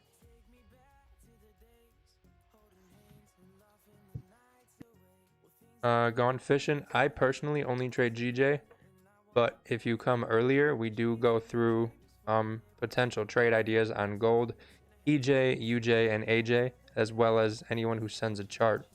We will pull that up and go over that pair as well. So gold, looks like gold is maybe making a bottom wick to continue up, or it's rejecting from up here and it's down. Check out the 30-minute. It is breaking that 30, but again, first 15 minutes we're seeing volume. We're going to see candles bigger than the previous, but should respect the hourly. So if we break this hourly, I think we're going to follow the support and ideally come down and hit that 1808 area. Which, if gold goes down for Asian session, that should mean GJ will go up.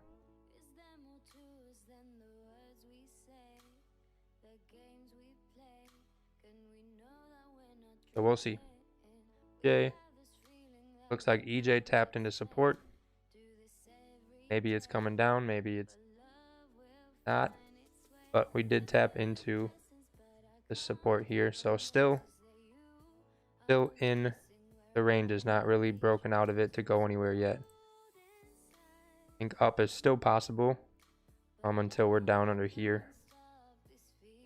UJ is pushing down. Maybe the yen pairs are going to fall this session. But again, still the first 10 minutes of open could totally reverse and push back up. But as of right now, 4 hour, I think it makes sense to come down. So at least for Asian set. Yeah, maybe a daily wick fill, but this could be a potential really nasty daily area you don't want to be stuck in.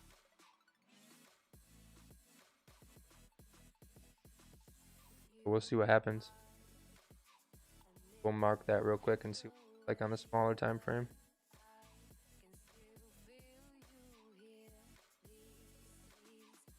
So it's kind of this area here. Let's check out the hourly. Looks like this whole area. Granted, I don't really look at this or any of this. I look at what's right here. So it does make sense to come down. But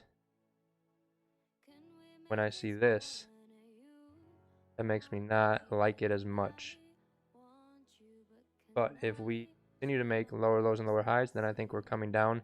If we start to see candles breaking highs of previous, I think we're going to be forming some sort of support or maybe fake out and then continue push up. Then this could kind of be a high or low, and then we go test the high. So we'll see what happens. Gold and GJ in Asian session, I believe it is the safe havens. So yen is a safe haven, gold is a safe haven. So if gold goes up, then that is gold getting stronger, which that would mean the safe havens are probably getting stronger potentially, and the yen's a safe haven, so then GJ should put it down. So one of these pairs is lying right now. One of them is not giving us all the information.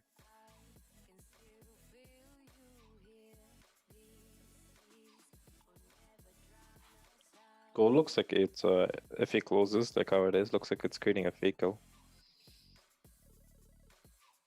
Yep. And that would mean this down moves a fake out and GJ should put up.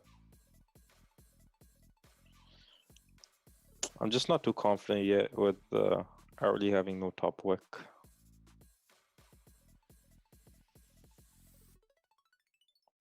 Because this moved only, what, 16 pips? I feel like trading open, hoping for that is a gamble. Really, unless you're already in, I think trading that first pump of volume, pretty risky. Ooh, 750. I think we just hit a new high. For viewers? Yeah, For I don't think we have not hit 754 yet. Jeez, let's go. I think some more likes we can get. I think we could hit 1,000 tonight. Still got another 2 hours. I think we can hit 1,000 if we get those likes up to like 500. That would probably give YouTube the cue to like, hey, people like this, go check it out.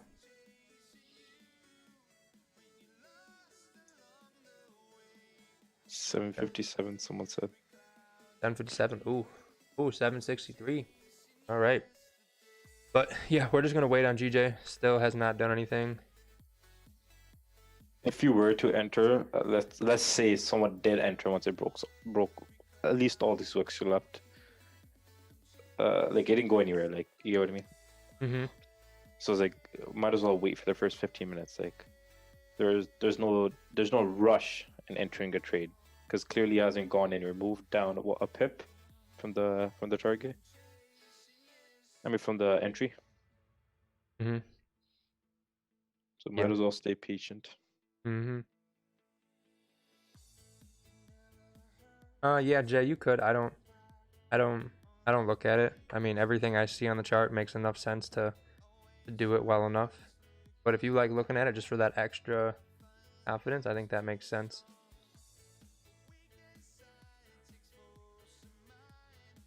On Instagram, yep. So that's gonna be LMFX. We'll say JPY B or F.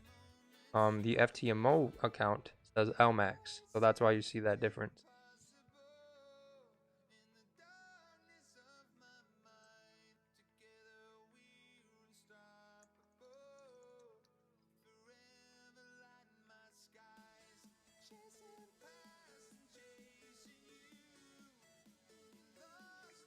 Yeah, just waiting for the first 15 minutes, a good rule to follow in London. I follow it in New York. I don't typically trade London, but I would say, I do it for Asian in New York, so I would say yes, but take into account I don't trade London, so I don't know how it moves.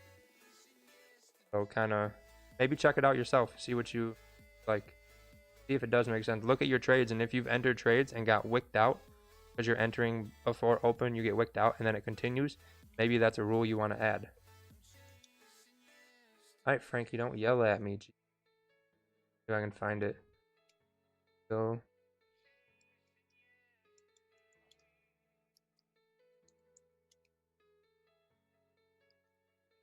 yep, if you're new, make sure to like, subscribe. Appreciated. Yeah, 1 minute. Yeah.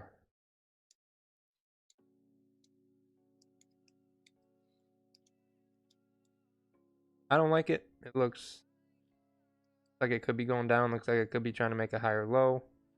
I think just the first 15 minutes, it's just too indecisive right now. But you have been smashing those 5-minute trades. So if you're in a sell, I think a sell makes sense. Hit your buy stop at 720. How did it hit your buy stop at 720 if 720 is up here? Unless you're talking about an earlier session. I'm not sure.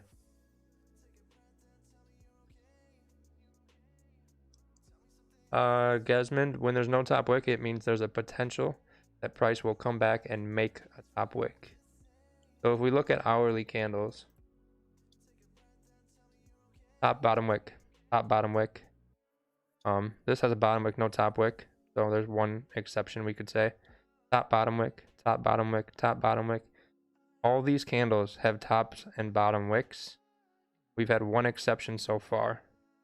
We'll keep going. Oh, here's another one. So we've had 2 exceptions in probably 30, 40 candles.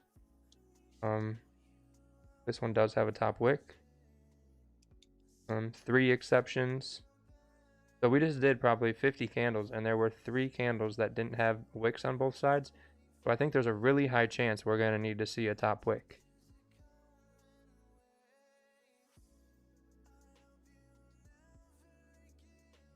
Did tap that 134,500.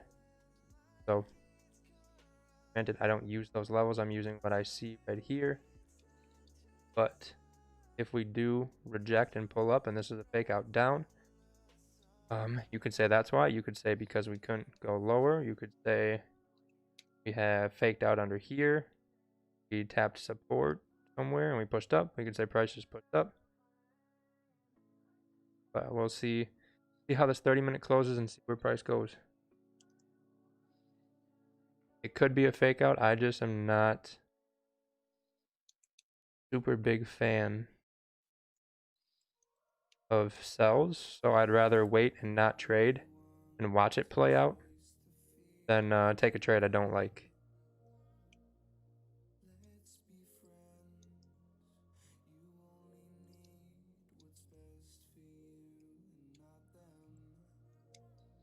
Yeah, Joseph, I use the 30-minute and the 1 hour, yes.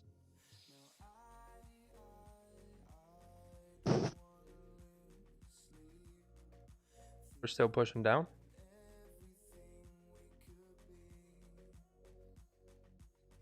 All good.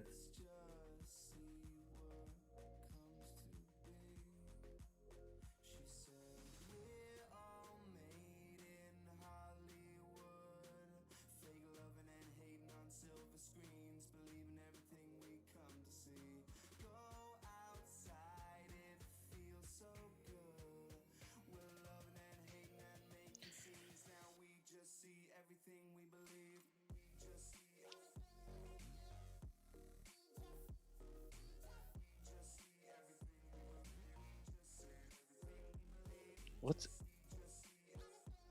Nope, I have not. Hamza, I have what is that? What's Elliot? What did he say? Elliott waves. What is that?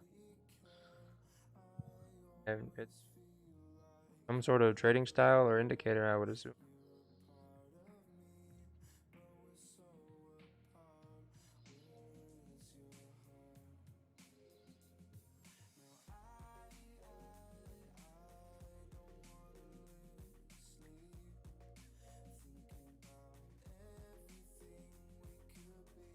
Nope, no entry yet. We're still just hanging out, just watching. About sells, it looks like it played out well. Yeah, Wootangle, we could see no top wick. That's very true.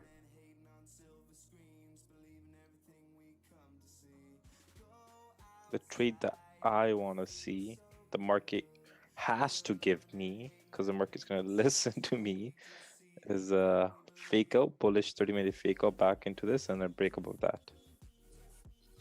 That would be the dream. Yep. There's too much volume. Nope, I don't. I stay on the lowest I'll go is the 15-minute.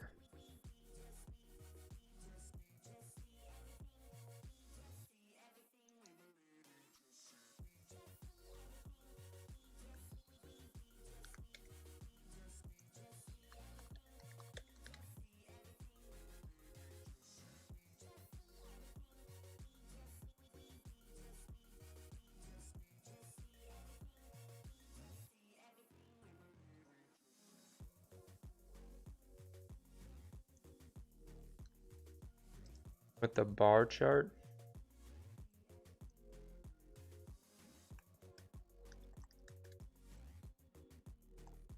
Nope, no reason, Manuel. Just cause.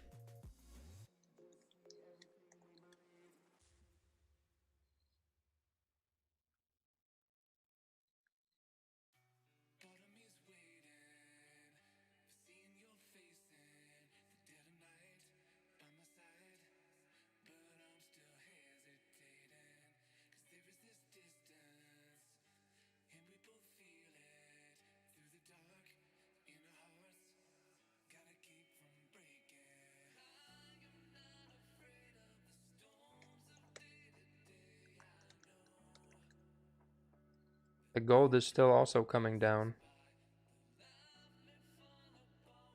EJ coming down. UJ is also coming down. UJ sells look good to hear. AJ is also broken down as well, so it did come up and form resistance there.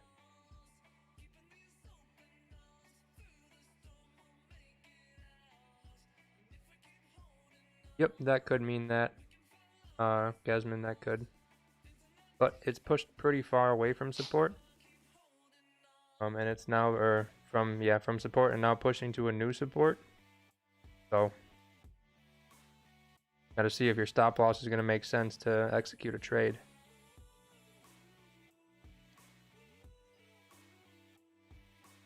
Best, you never sent a chart. I can't check what I can't see. Need to learn how to send it.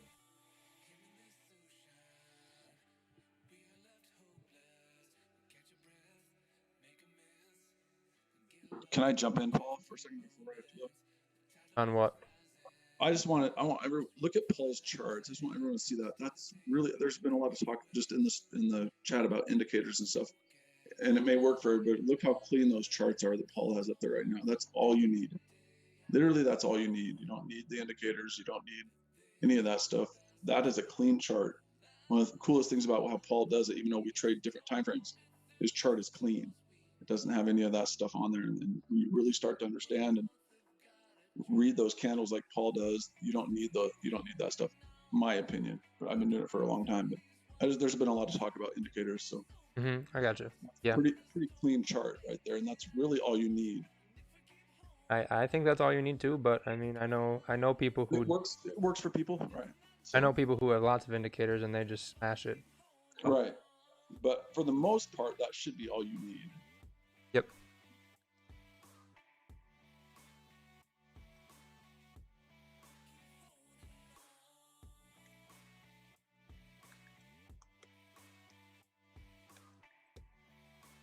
Jason, send a chart.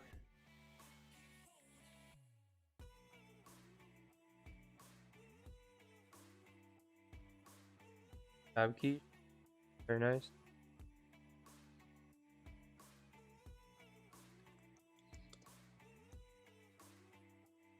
Alright, Joseph, we'll pull this up. Finally got a chart.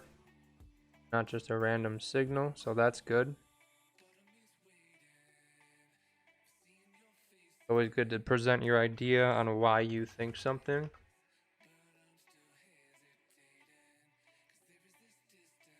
Price breaks this zone. Field resistance prediction. My prediction is that it will continue towards 134. Yep, I think that as well. I think the zone's a little bit lower, but the idea, I get it. Yes. Come back into this range, look for buys to continue towards 135. Yep, that is kind of what I'm looking for as well. Yep.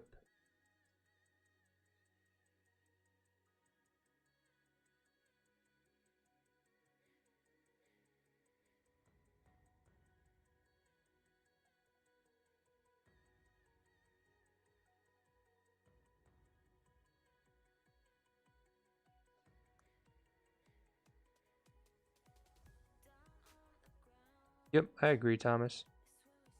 No, Edwin, I don't think so.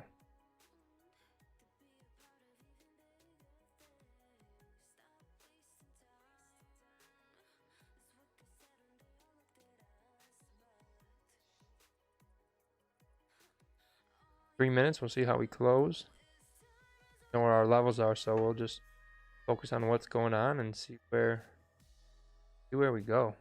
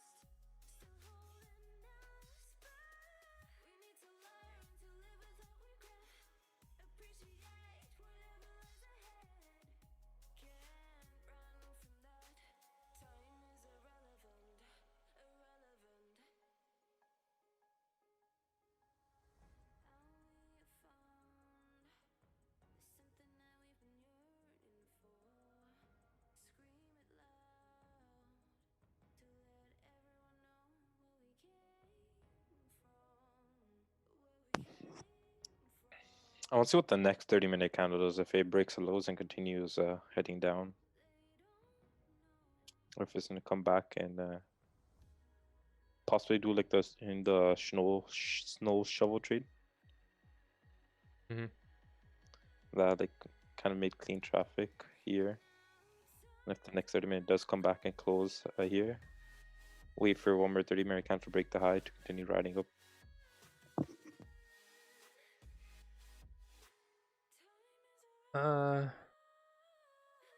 Doraemon, if it closes like that, yes, much better. But then you're gonna need to see continual lower lows and lower highs to form after that as well.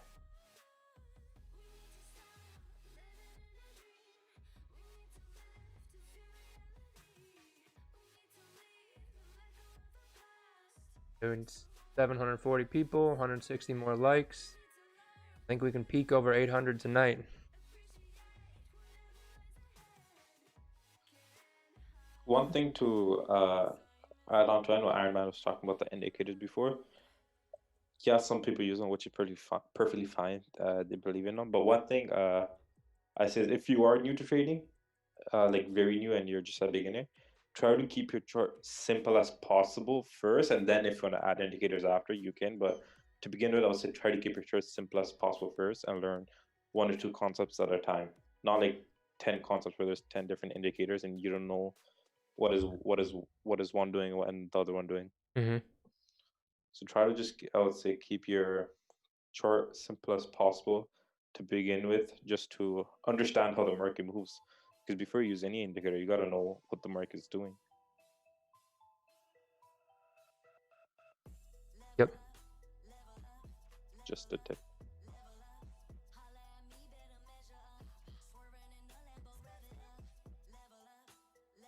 So we'll see if one of them is telling us we're lying or not.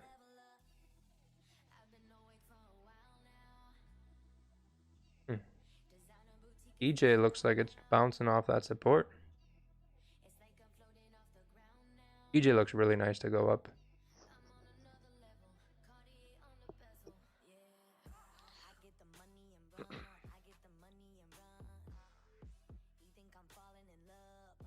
And remember, when you're using indicators, you're reacting. You're not anticipating the market. Your mic cut out. Your We mic- didn't hear any of that. Yeah, your mic is messed up. Sounded like you were underwater. He's drowning. Oh, I was going to say, remember when you're using indicators too, you're reacting to the market, not anticipating the market, because they're lagging. So a lot of the times, if you're waiting for the indicators to show you what to do, you've missed the opportunity. And I agree with that 100%. 1,000%. 100% So facts. you're reacting instead of anticipating, and that's a bad position to be in any part of life when you're reacting to situations and not anticipating. Yep. Hamza, yes, there are a lot of people that do actually use Forex as an income, like a full-time job, but there are also a lot of scams. So don't get caught up in any scams like that where you see people posting with their 10th Lamborghini in a day or in a week or something. But if they're posting with their minivan, then they're okay. Yes. It's literally like that. Yes. Just remember, I did that the other day. I posted with my minivan. That's okay. How you know it?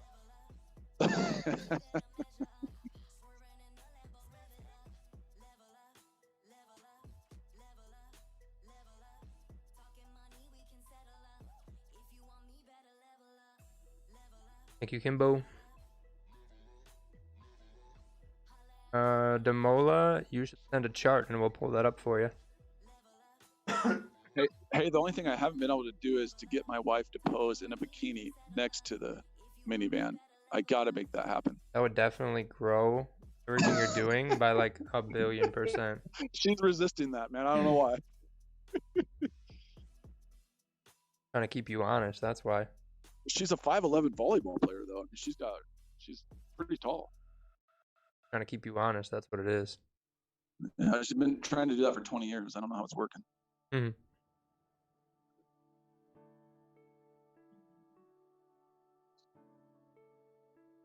Am I looking for buys or sells? I still prefer buys, but I will take a sell if an opportunity presents itself as the 4 hour is clearly pushing down. But more than likely what's going to happen is I'm going to wait for this 4 hour to close and see what happens from there. Because if this 4 hour closes bullish, we are going up. Then we'll have some good confirmation. If we close bearish, we'll have better confirmation to sell or resistance.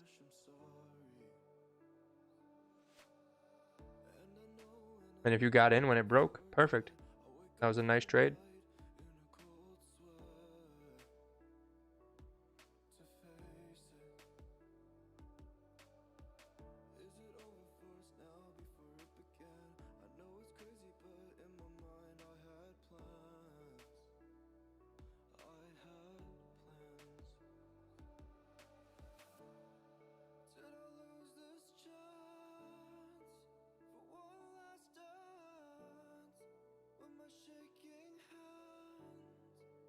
No Mike, Josh.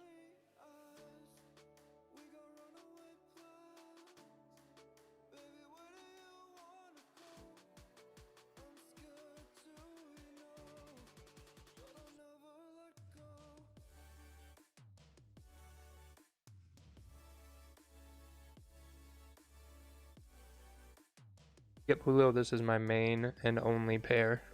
This is the main bitch. Just GJ.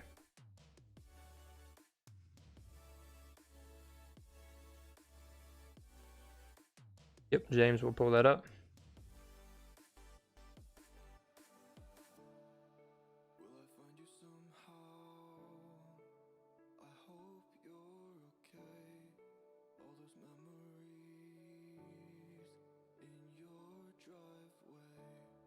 Ooh.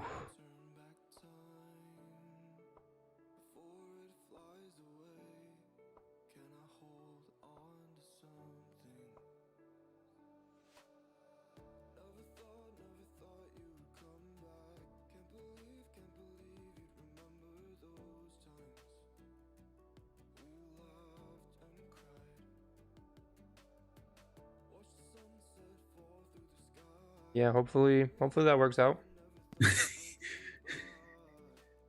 Looks like it's broken the lows of everything, so doesn't look great, but maybe it just wicks down and goes up. But I think your stop loss should have been underneath these candles, because if it broke, this is the 1 hour time frame. It broke 1, 2, 3, 4, 5, 6, 7, 8 hours of price lows. Now we're making new lows. I think that's a good sign that price is going to go down, not wick down below 9 hours of price and then drive back up. But hopefully your plan works. We know how it plays out. Hopefully you get a good W.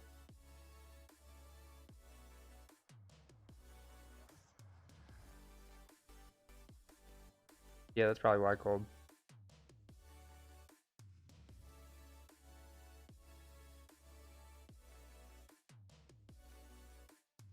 Yeah, she's not here right now, so if she watches the stream, she'll be like, "Oh, GJ, No, she knows."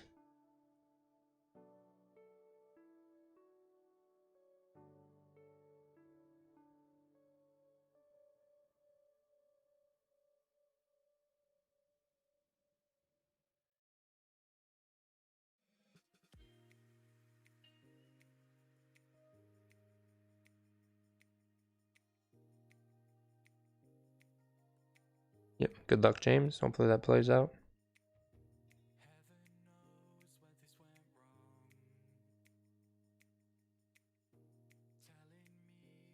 What up, Java?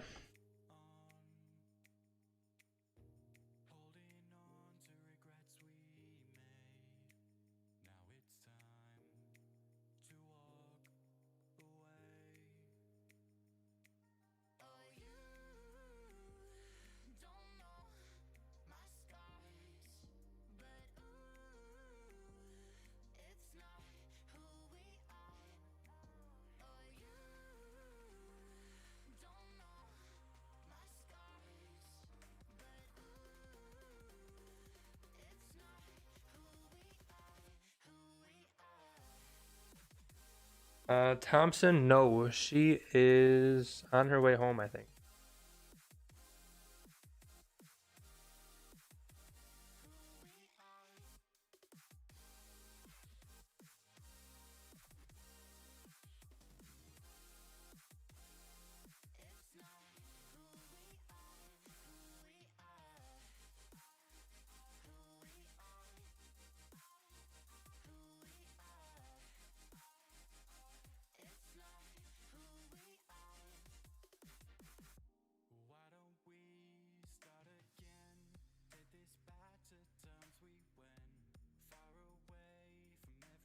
Yep, see you later, Zafar. Thanks for coming. Be sure to like and subscribe. Goes a long way. It's appreciated. Gets us closer to a giveaway. And another giveaway, and another giveaway.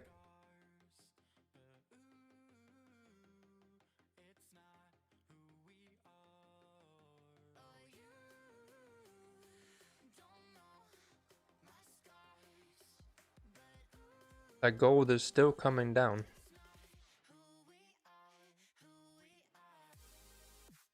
EJ might be trying to do a wick fill. Still stuck in this nasty area.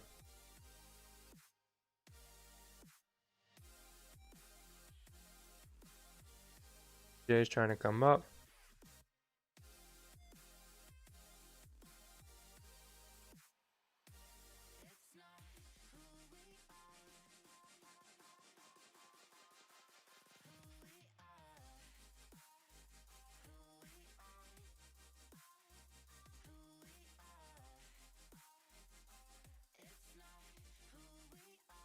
See how this 4 hour closes.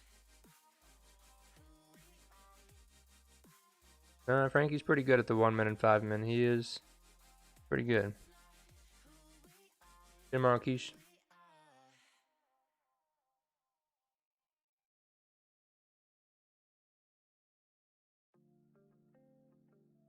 I might be having Monty come on soon. I'm not sure. Still trying to work out the particulars. See.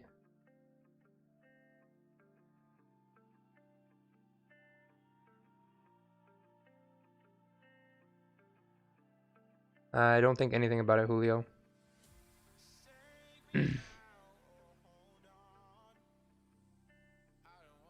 Anything that's not on the chart, I really don't care about because I don't use it, so it has no value to me.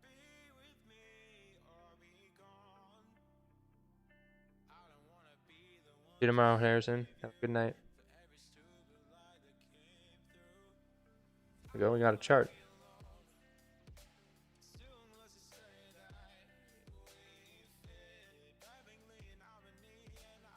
From IC. I don't know.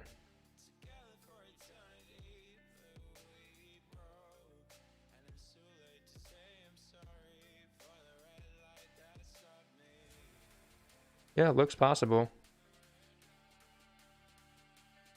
As long as price comes down.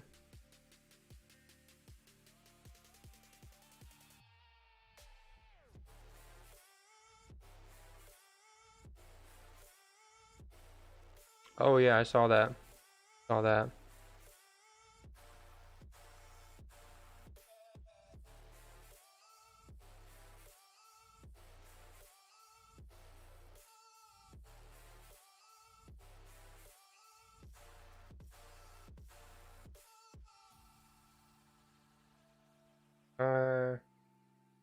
Doraemon.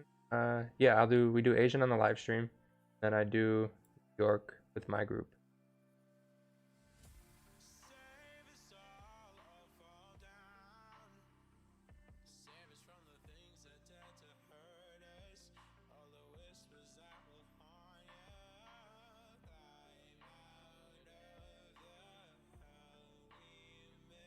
I'm assuming you think this is gonna go up.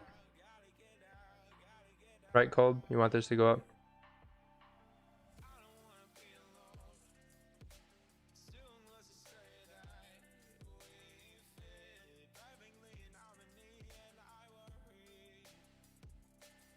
Alright, Balkan, we'll pull that up.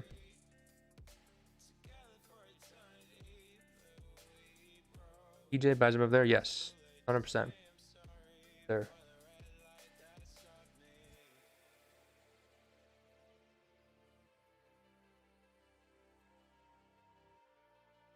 The previous candle doesn't have a top wick, but the following one does. Well, now that we're onto this candle, this is a little less relevant, but we could still pull back, make a top wick, respect these higher lows up here, and then continue back down. But again, we're going to need to see if we're forming higher highs, higher lows, closing bullish or bearish, where we're closing. So it's still just, he'll be pulling up to do a retest and then back down. We don't know yet. If we get above here, do like buys. If we can break this wick here, I like buys from there as well. Phil, NY session is only for people in the group. So either the full mentorship or the just subscription to be a part of the community. Either one of those you get in.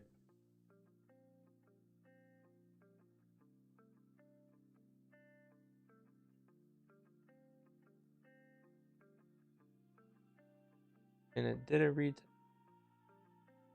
Yeah, you could say that's a retest. Yeah, I mean right there. Yeah, as long as if we close bearish, maybe, and then we continue down, but got higher lows and higher highs at the moment, so further confirmation that we're coming down, and I think the 30-minute would be better confirmation for that as well.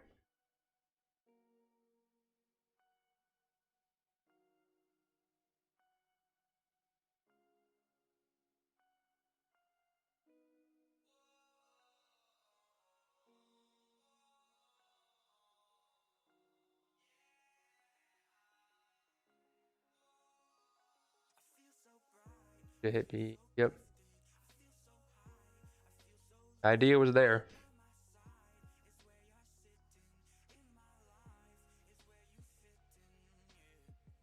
See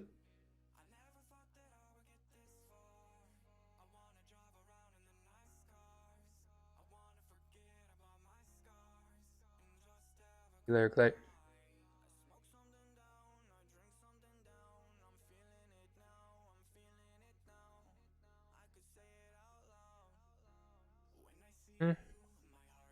I wouldn't say it's a harder session. I would just say it's a slower session. Less volume. 30-minute or 1 hour is what I'm going to use.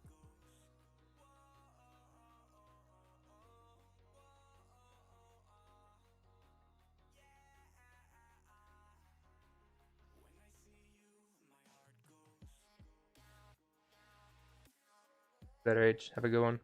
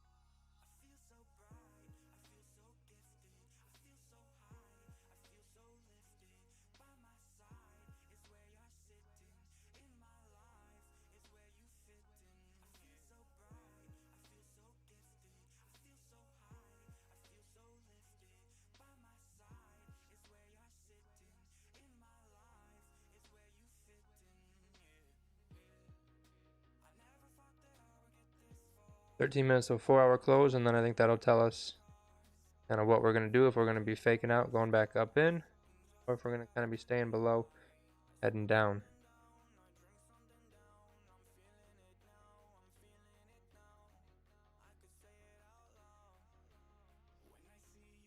EJ's looking super bullish.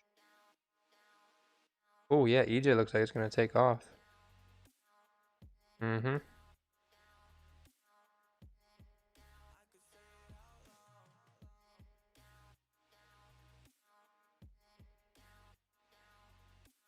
See what GJ wants to do.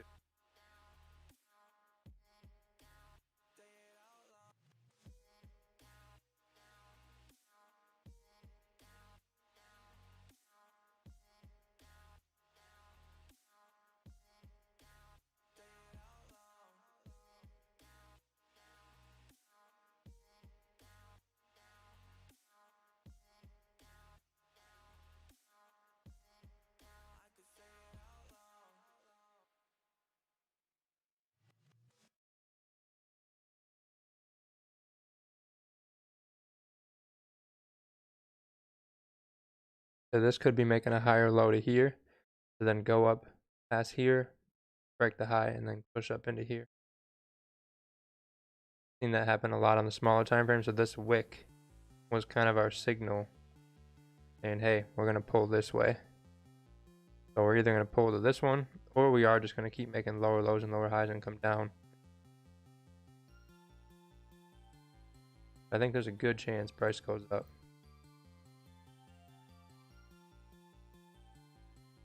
Just one pair.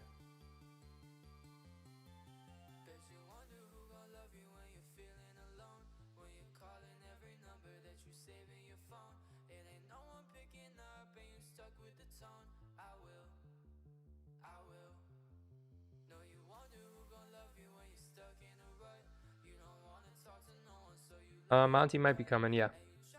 He'd have to be up super late. That might mess up his London session, so I think he's going to try and figure something out maybe next week. Maybe this week, we'll see.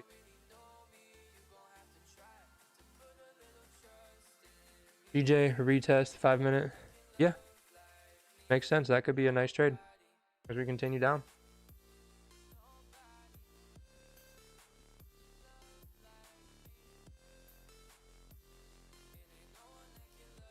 But I'm really concerned on this 4-hour close and where this 30-minute closes.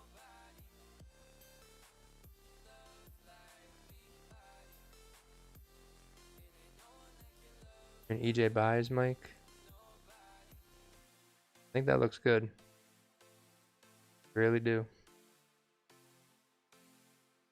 I think GJ is going to follow suit, just going to be a little lagged behind.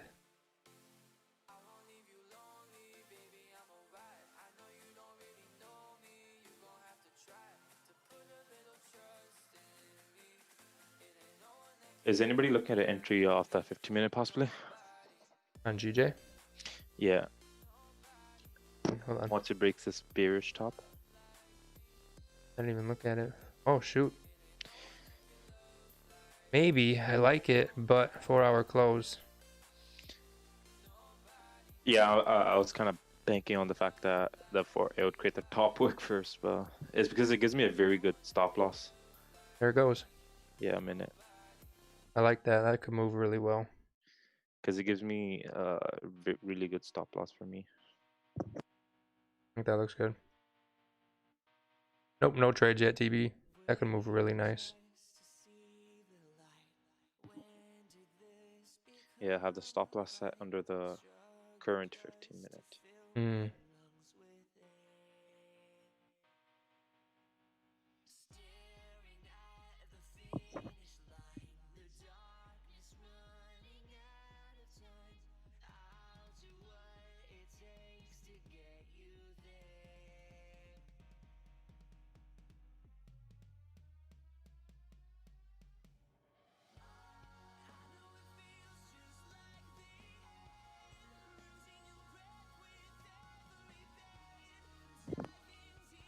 Target would be at least top of the range.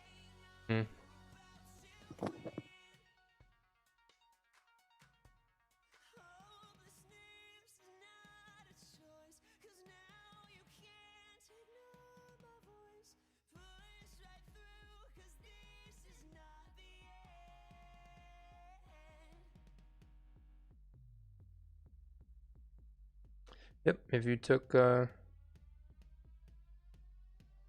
30-minute bullish close. 30-minute bullish did not close yet. You have 8 more minutes. But we'll see what happens. It could play out. I think everything's a little too bearish right now for me. I would like it to get above here. Then we kind of have some higher time frames on our side. But Asian sessions are quick in and outs, so we'll see what happens. I want to see what happens at the 4-hour close, how it closes, how that 30-minute or 15 next minute set up. Go off of that. If we close bearish on the 4-hour and it's a good bearish candle, and we can find an opportunity on the 30-minute, I would definitely consider some sells, yes.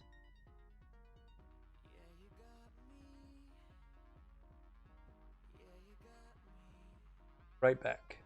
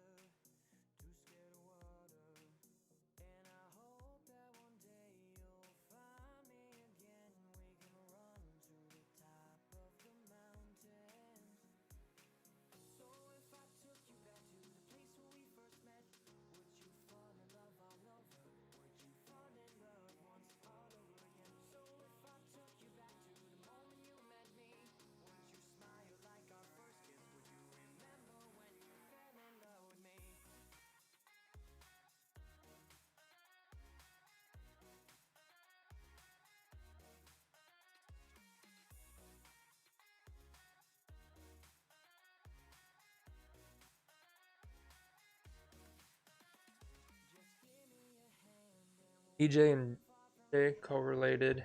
In Asian session, they should move the same because they're both yen pairs.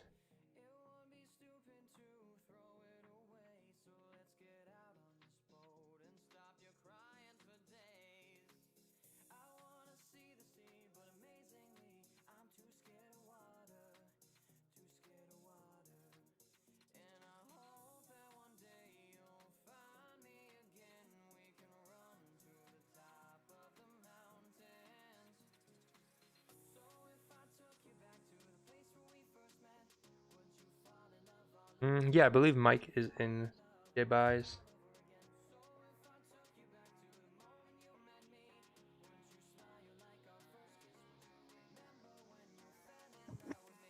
I'm out of my GG buys. Got hit a stop loss.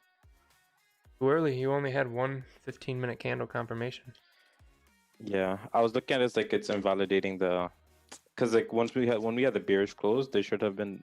I was looking at there should have been no reason to come up, and it should have continued going down.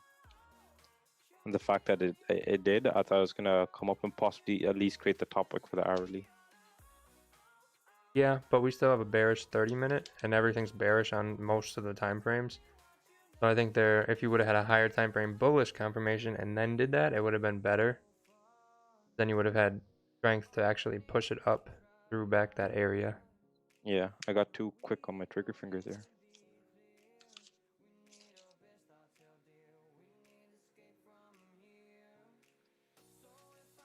Yeah, Jay, I timed you out because you weren't providing anything useful in the chat. You just kept throwing random useless signals. So if you send a chart and that idea, that would be perfect. But you've been doing it all night, so the chart. Nobody cares what you think. Show it on a chart. Show what you see.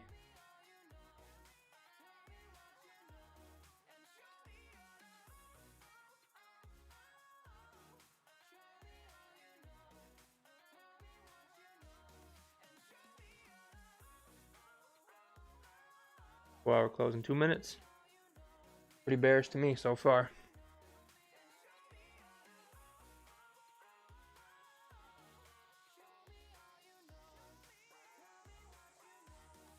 EJ does look super bullish right now. Yeah, that candle looks a little indecisive there.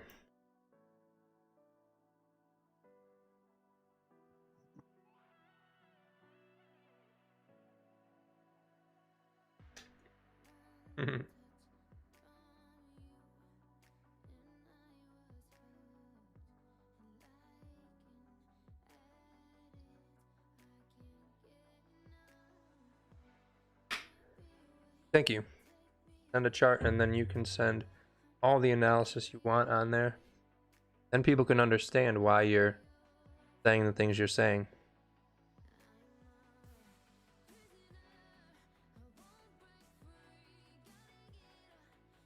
Hi, Ethan. We'll pull that up.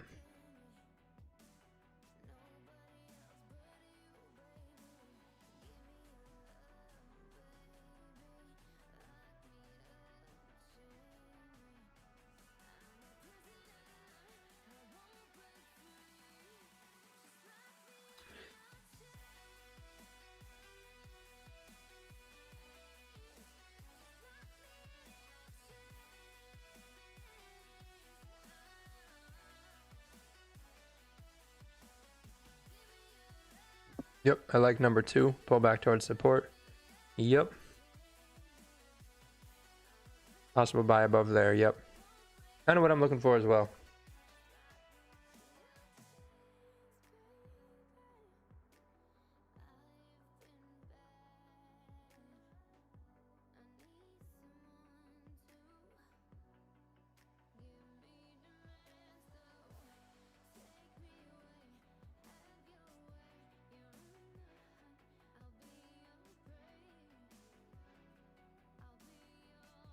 Yeah, no worry, Colby. You're good. All right, 4-hour close. What are we looking at? Bearish. All right. I like sells a little more.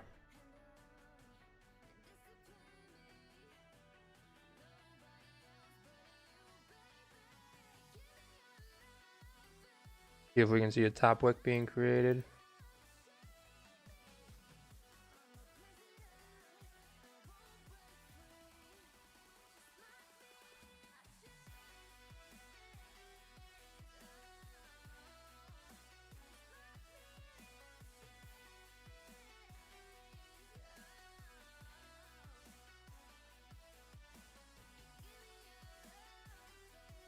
Still close bullish on that 15, Gerjap.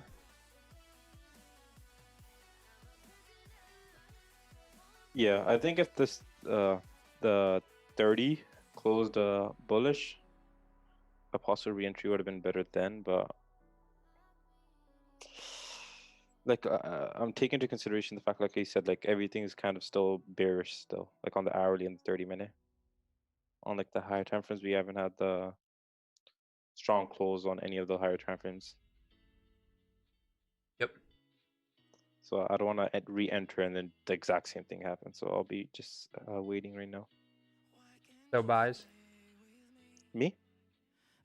No, I'll be waiting. I want to see what, depending on what this next 30-minute does.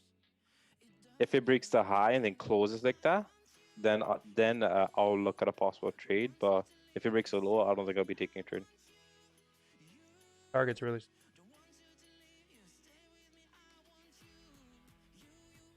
6 pips. So I would need it to break the previous 30-minute high, and this 30-minute high and close bullish. And then once that closes bullish, once it breaks the high, I'll take it. Yeah, it just broke the low now, so we might see a wick fill and then an actual tap on this support here. But if we don't break here, then what we're going to see is the higher low on the hourly. Maybe a push back up. Yeah, that's what I think. I think something's gonna. I don't know exactly when it's gonna happen, but I think it's gonna come back up at least to create this top wick for this hourly. How do I determine support and resistance? Oh, I just look at the where the candles change direction. So where you see a blue candle and a red candle, where they flip flop, there's a reaction in that area.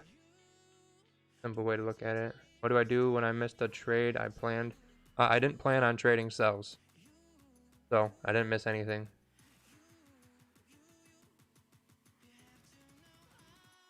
I agree. See, I see it. I see it.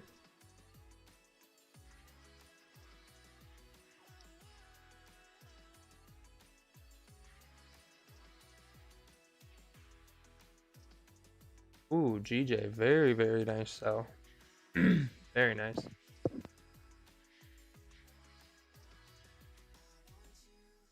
Beautiful. That was a very well planned range trade.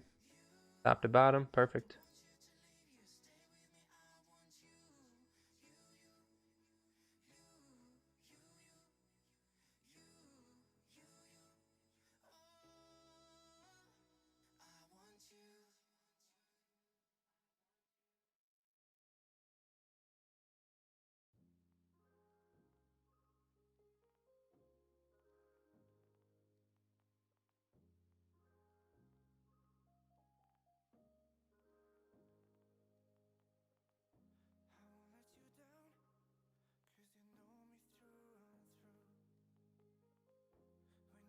No. I just didn't like the area we were selling into. Target was only ideally below here was the best giveaway. It was only a 10 pip target, and I'm looking to get at least 10 pips. So that means if I want to get at least 10, I need 100% of that target. And there's better buy opportunities. So get a buy opportunity above here. Maybe something I really, really like down here. We'll take a short term there. Or we won't take a trade. Who knows? That I didn't like the sells to begin with. So if they happened, I was more than comfortable letting them fall and watching it happen. Yep. See you later, Frankie.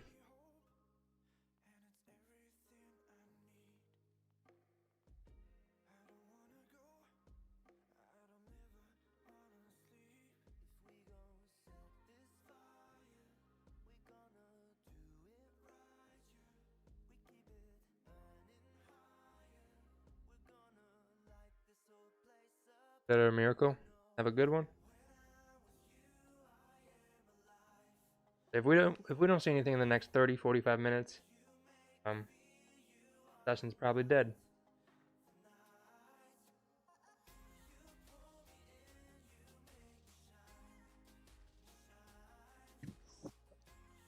Maverick, the top of the hourly wick, I was saying is that usually when what I've noticed is when GJ doesn't create a top of an hourly or top of a wick, if it's 30-minute hourly, the next candle sometimes comes back up to create the top wick. That's what I was referring to. Sorry about that. I should explain it better. Yes, I know that hourly is closed. I'm not talking about the hourly. I mean the current hourly that we're in comes back and creates the top wick. That's what I meant by that. Sorry about that. Could see a daily wick fill.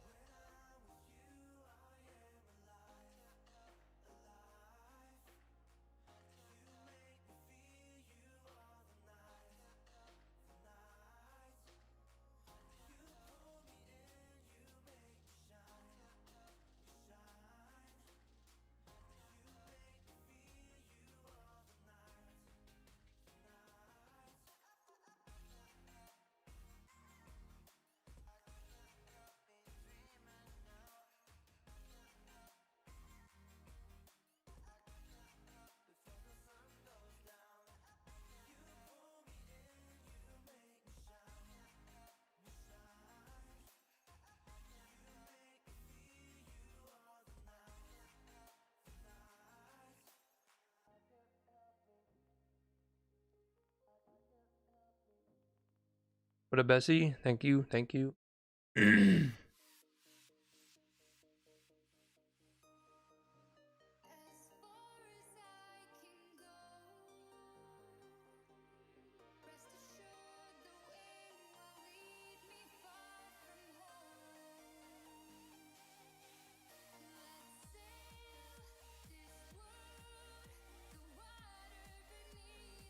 Yeah, we're getting closer.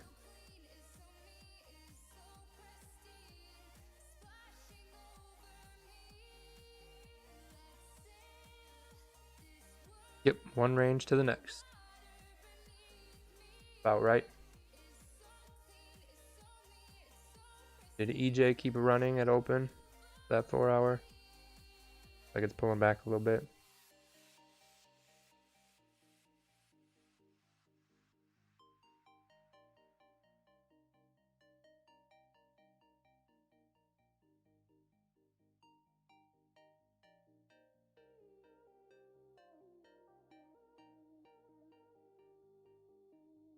If it gets above this hourly, I think you're good to get up into that 122, 300 area.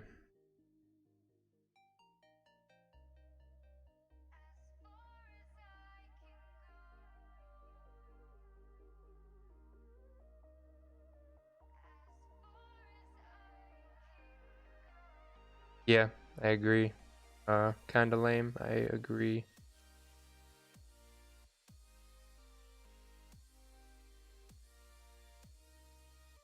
But sometimes if you're patient and you stick around and wait, Asian does something worth waiting for.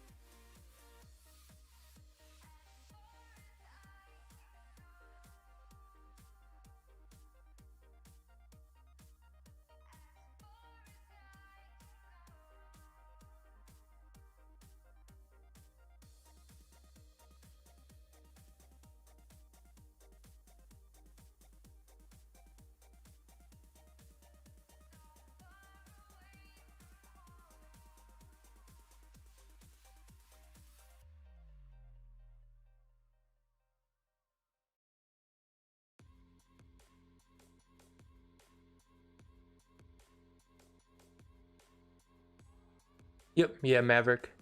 I agree with that.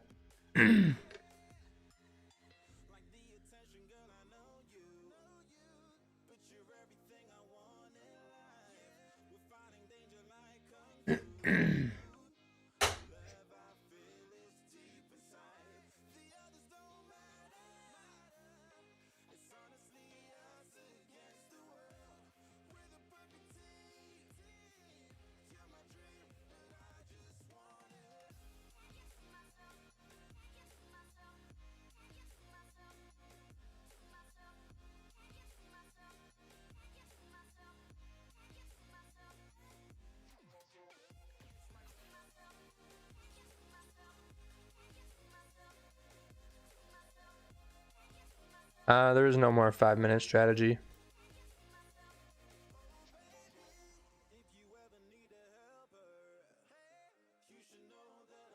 Not anymore.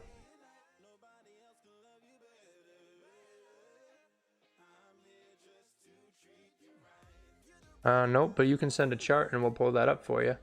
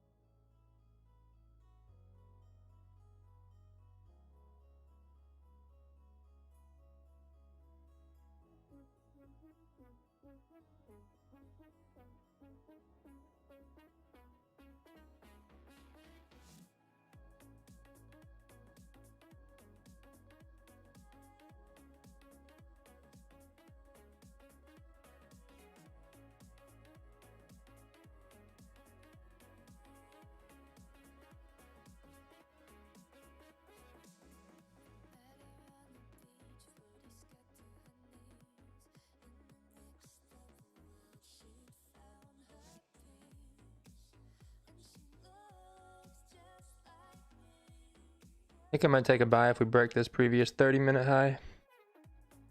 Then kind of anticipate that we're doing a fake out to the downside and we'll continue moving up.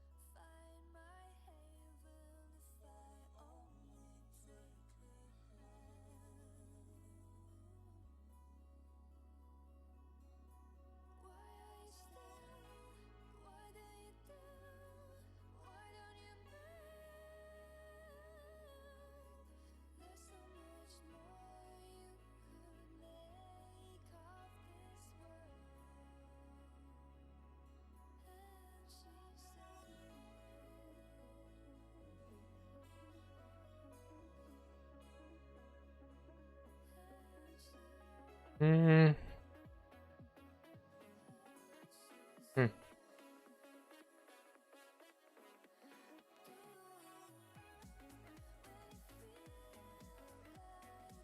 It made a higher low on the hourly though.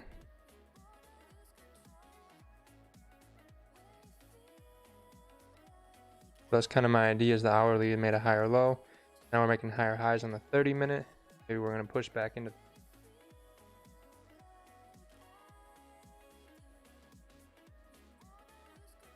Possible Gerzat, yeah. The rocket ship candle.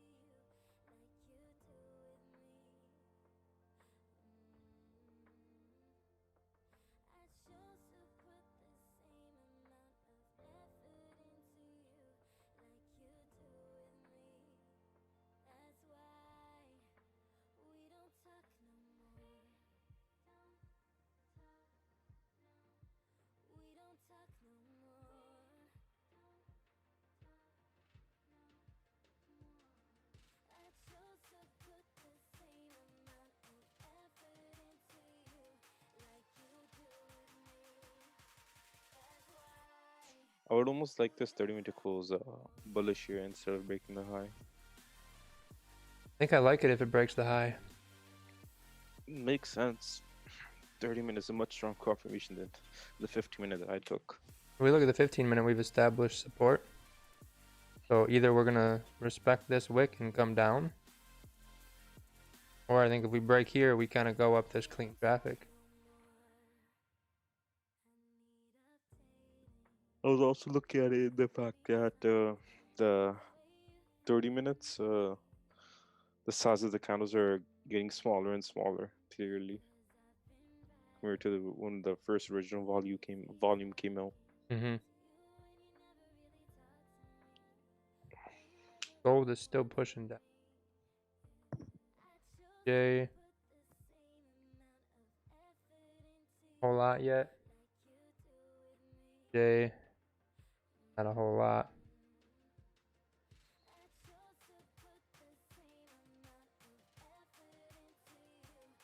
That 30-minute makes a new high. Hourly has a higher low. 30 minutes making higher highs and higher lows.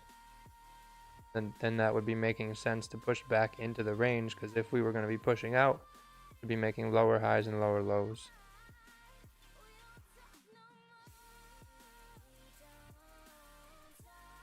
This is what my idea was on the original trade. I took that, clear the space, and we're gonna at least come to the top of the wick, would secure some there, and then continue further up. Yeah. So I would have secured some there.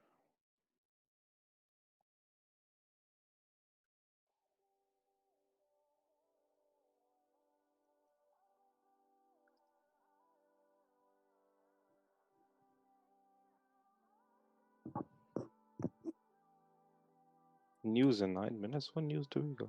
Because AUD. Oh.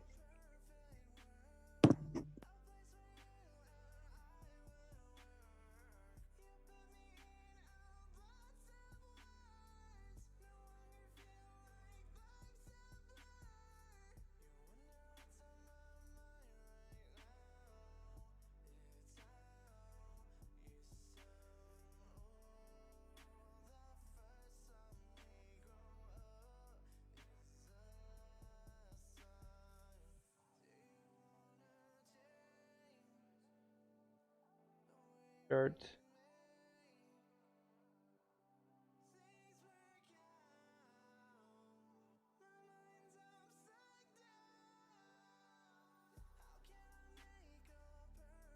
Looks good. That looks real good. Very nice.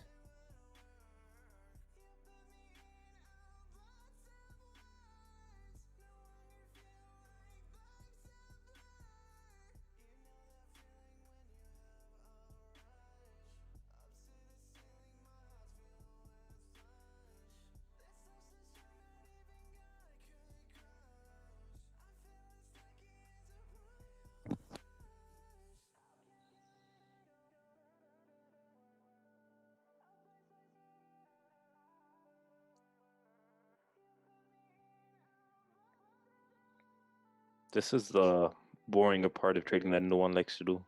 Yep. With the wins comes days like this where we're sitting and just looking at stuff like this. Had the push down, but now we're just waiting again. This is all a part of trading. There is. If you don't like the boring part, you don't deserve the fun part. Pretty much. I think I might wait for my 4-hour rule. Break of the high. Because then that would be kind of invalidating this bearish candle. Like, what do you mean? Can you explain it again? Like when we wait for buys Yeah, till we yeah. get above here. Oh, okay, okay. Can you go back to 4 real quick? Okay, never mind. Or at least get an hourly in our direction. That's not the 30-minute close, because I was anticipating if the 30-minute closes like that, right? And then we break the high of it, the hourly will be in our direction. Can you anticipate like the next 30 minutes of the hourly? Yep. That's what I was idealizing. Gotcha.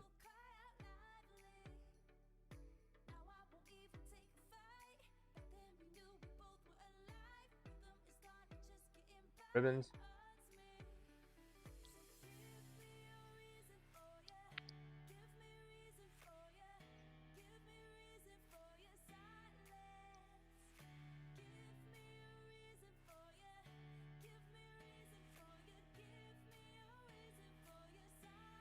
Come on, GG, give us some action.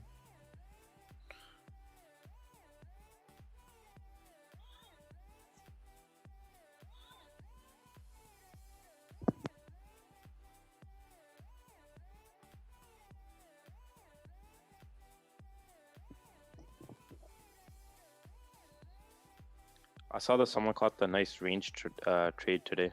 Yep, top to bottom. Yeah, it looks clean on the range today. These are the days that you want to catch those type of trades. That was a nice one he caught.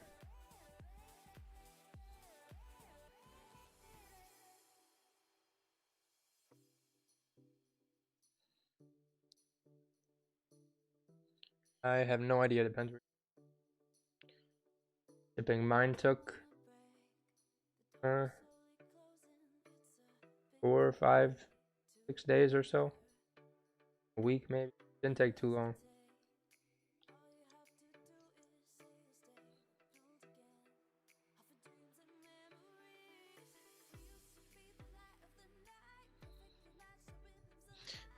Chat, come on, I want to see more questions. Ask any sort of questions while we're waiting like this. The next 5 minutes until 9:30, I'll answer any question about trading from basic to what I know. Not advanced, to what I know. Any sort of question. Trading related.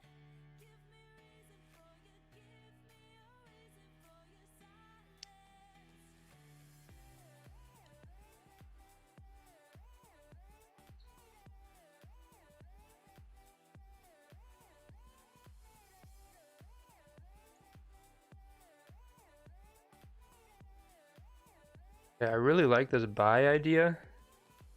Only thing I don't really think I like is the time.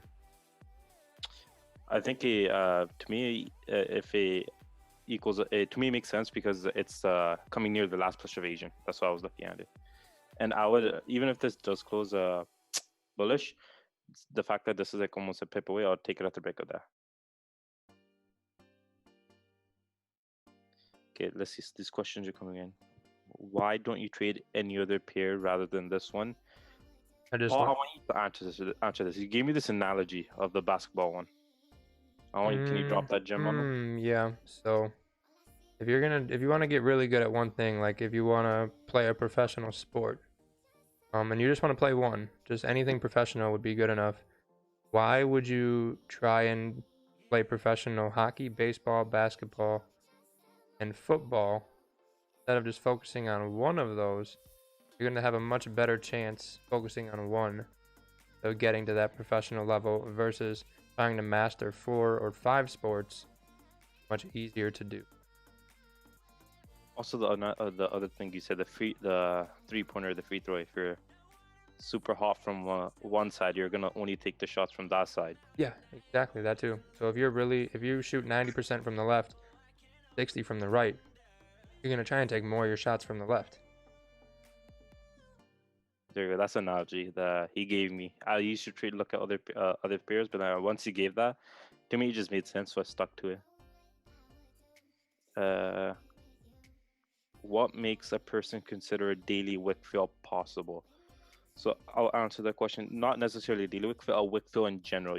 As you look at the markets, you'll notice that whenever price is moving bearish, bullish, whatever trend it's moving, and it leaves a significant wick, the next candle usually tends to pull towards the wick.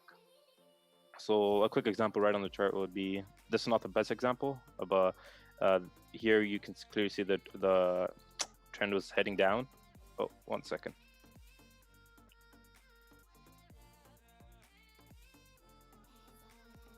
It was heading down, came up, did the retest. So then this 30-minute created the resistance up here, but left this wick here. So the next 30-minute, what did it do? It pulled towards a wick. It's not the best example of a wick fill, but it's a quick example off the screen right here. Like the AUD news had a little tiny effect.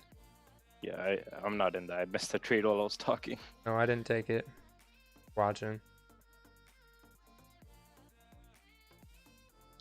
1 second, I'll be right back.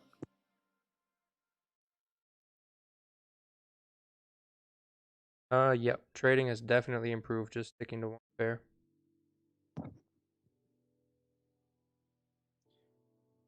What time frames do you use to mark support and resistance levels? You 1 want to hour. take that, or do you? 1 hour, 30 minutes. What I use. You can do it too. There, yeah, I agree. 1 hour, 30-minute, and I sometimes drop down to the 50-minute. Let me quickly clarify. So pretend you draw a zone on the 1 hour. When you drop down to the 30-minute, you can clean it up more.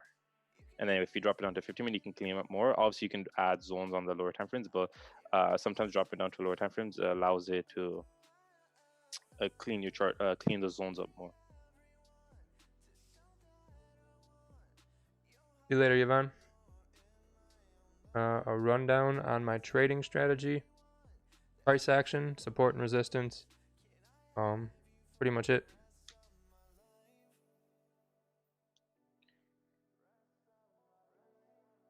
Best advice on how to get better understanding the market structure. What do you think, Paul? I got to think about this one a little bit. I think you just need to understand highs, lows, higher lows, lower highs. Gotta understand that.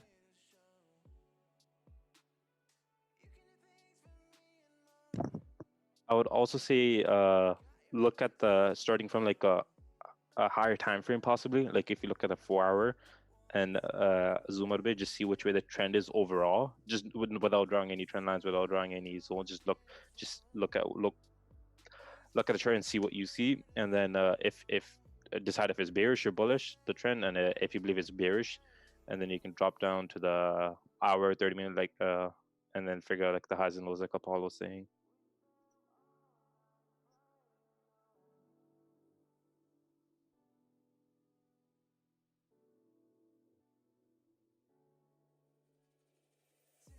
How many trades do you take on GJ every day?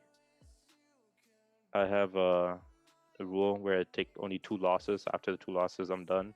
Or it could be like I take 2 wins, 1 loss, 1 win only, or 1 loss only. Depends on each day, but no more than 2 losses. So basically, no more than 2 trades. 3 trades at most, but no more than 2 trades.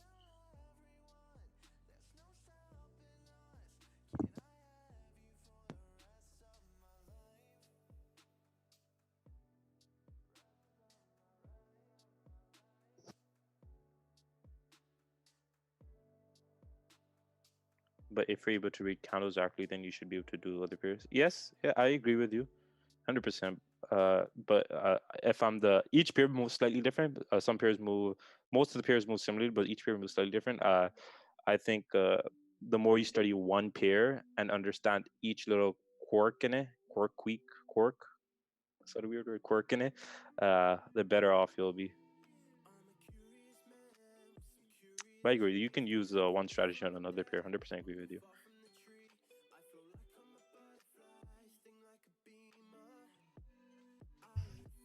Your account's up 35%. Goes back to be advice on handling that. I think you just got to figure out why you're losing. Study those losses a little better. Try to get less of them, and then you won't have that happen. You won't need to worry about it. Wix 9. Oh, nice.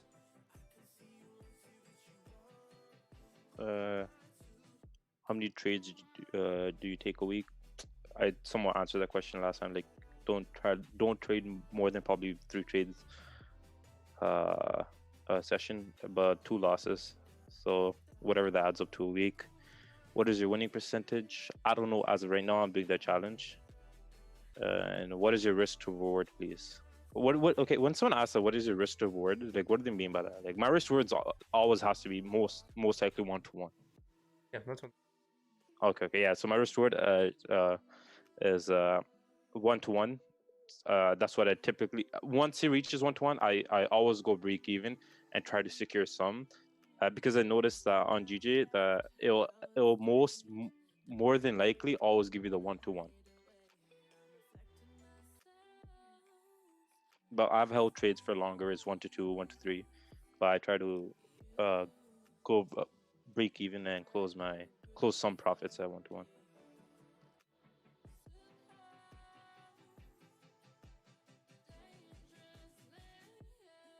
If you were challenged to review 3 different charts but did not know which chart was which, one being GJ, would you still be able to apply same successful analysis? Do you mean like, if I'm understanding the question right, do you mean like the strategy I use in GJ, will I be able to apply to like a different chart, like GA or GU? If that's your question, yes. But I like to other peers like US30 or stuff like that, I haven't tested it out. So for like other normal pairs like GA, GU, EJ, I believe so, yes.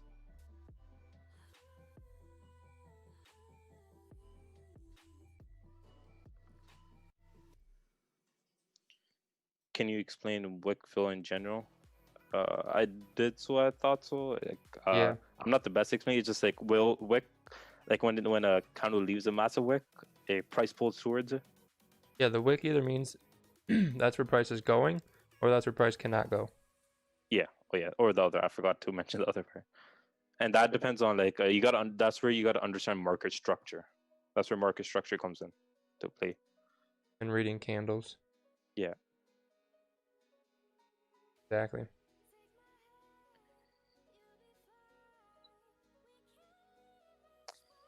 I prefer to focus on 3 currencies I trade: GJ, GU, UJ. Only have 1 trade open and easy to watch since only 3 currencies involved, and usually always a trade in the market when I trade the trio. Yeah, I think one good thing that you did there is like you kept the currency similar, like GBPs in 2 of them and GJs in 2 of them, and then USDs in 2 of them. Yeah, that's a really good idea. But make sure you're not trading against the pairs then.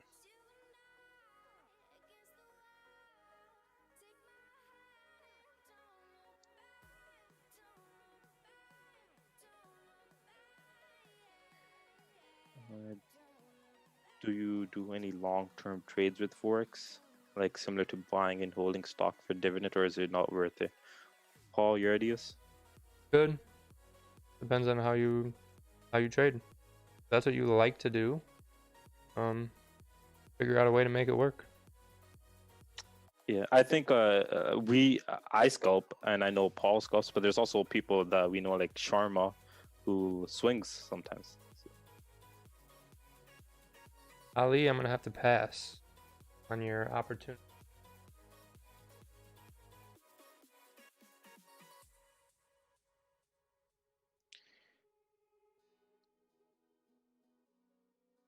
Yep, not a ton of volume. Oh, what time is it? How long have we been going? When do you think it's safe to up your risk a bit, like for example, 1% to 2%? What do you think, Paul? Oh, I already answered him. Oh, okay, sorry. Very good.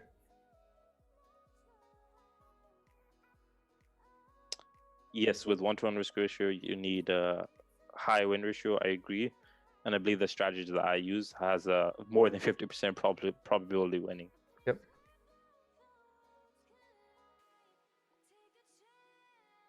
I think we're gonna call it a night. DJs. And if you got in cells up here, might have been a good one down to here, like here or something. I think we're just dancing a little bit. Yeah,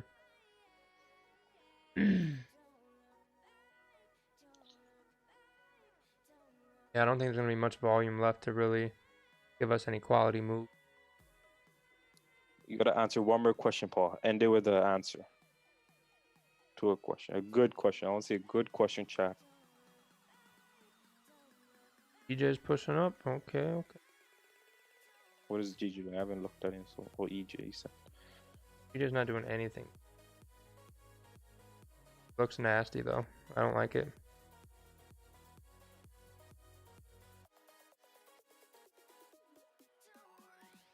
It's okay, we'll be back in New York session. Yep. I'm gonna head off, guys. Thanks for coming. Thanks for liking.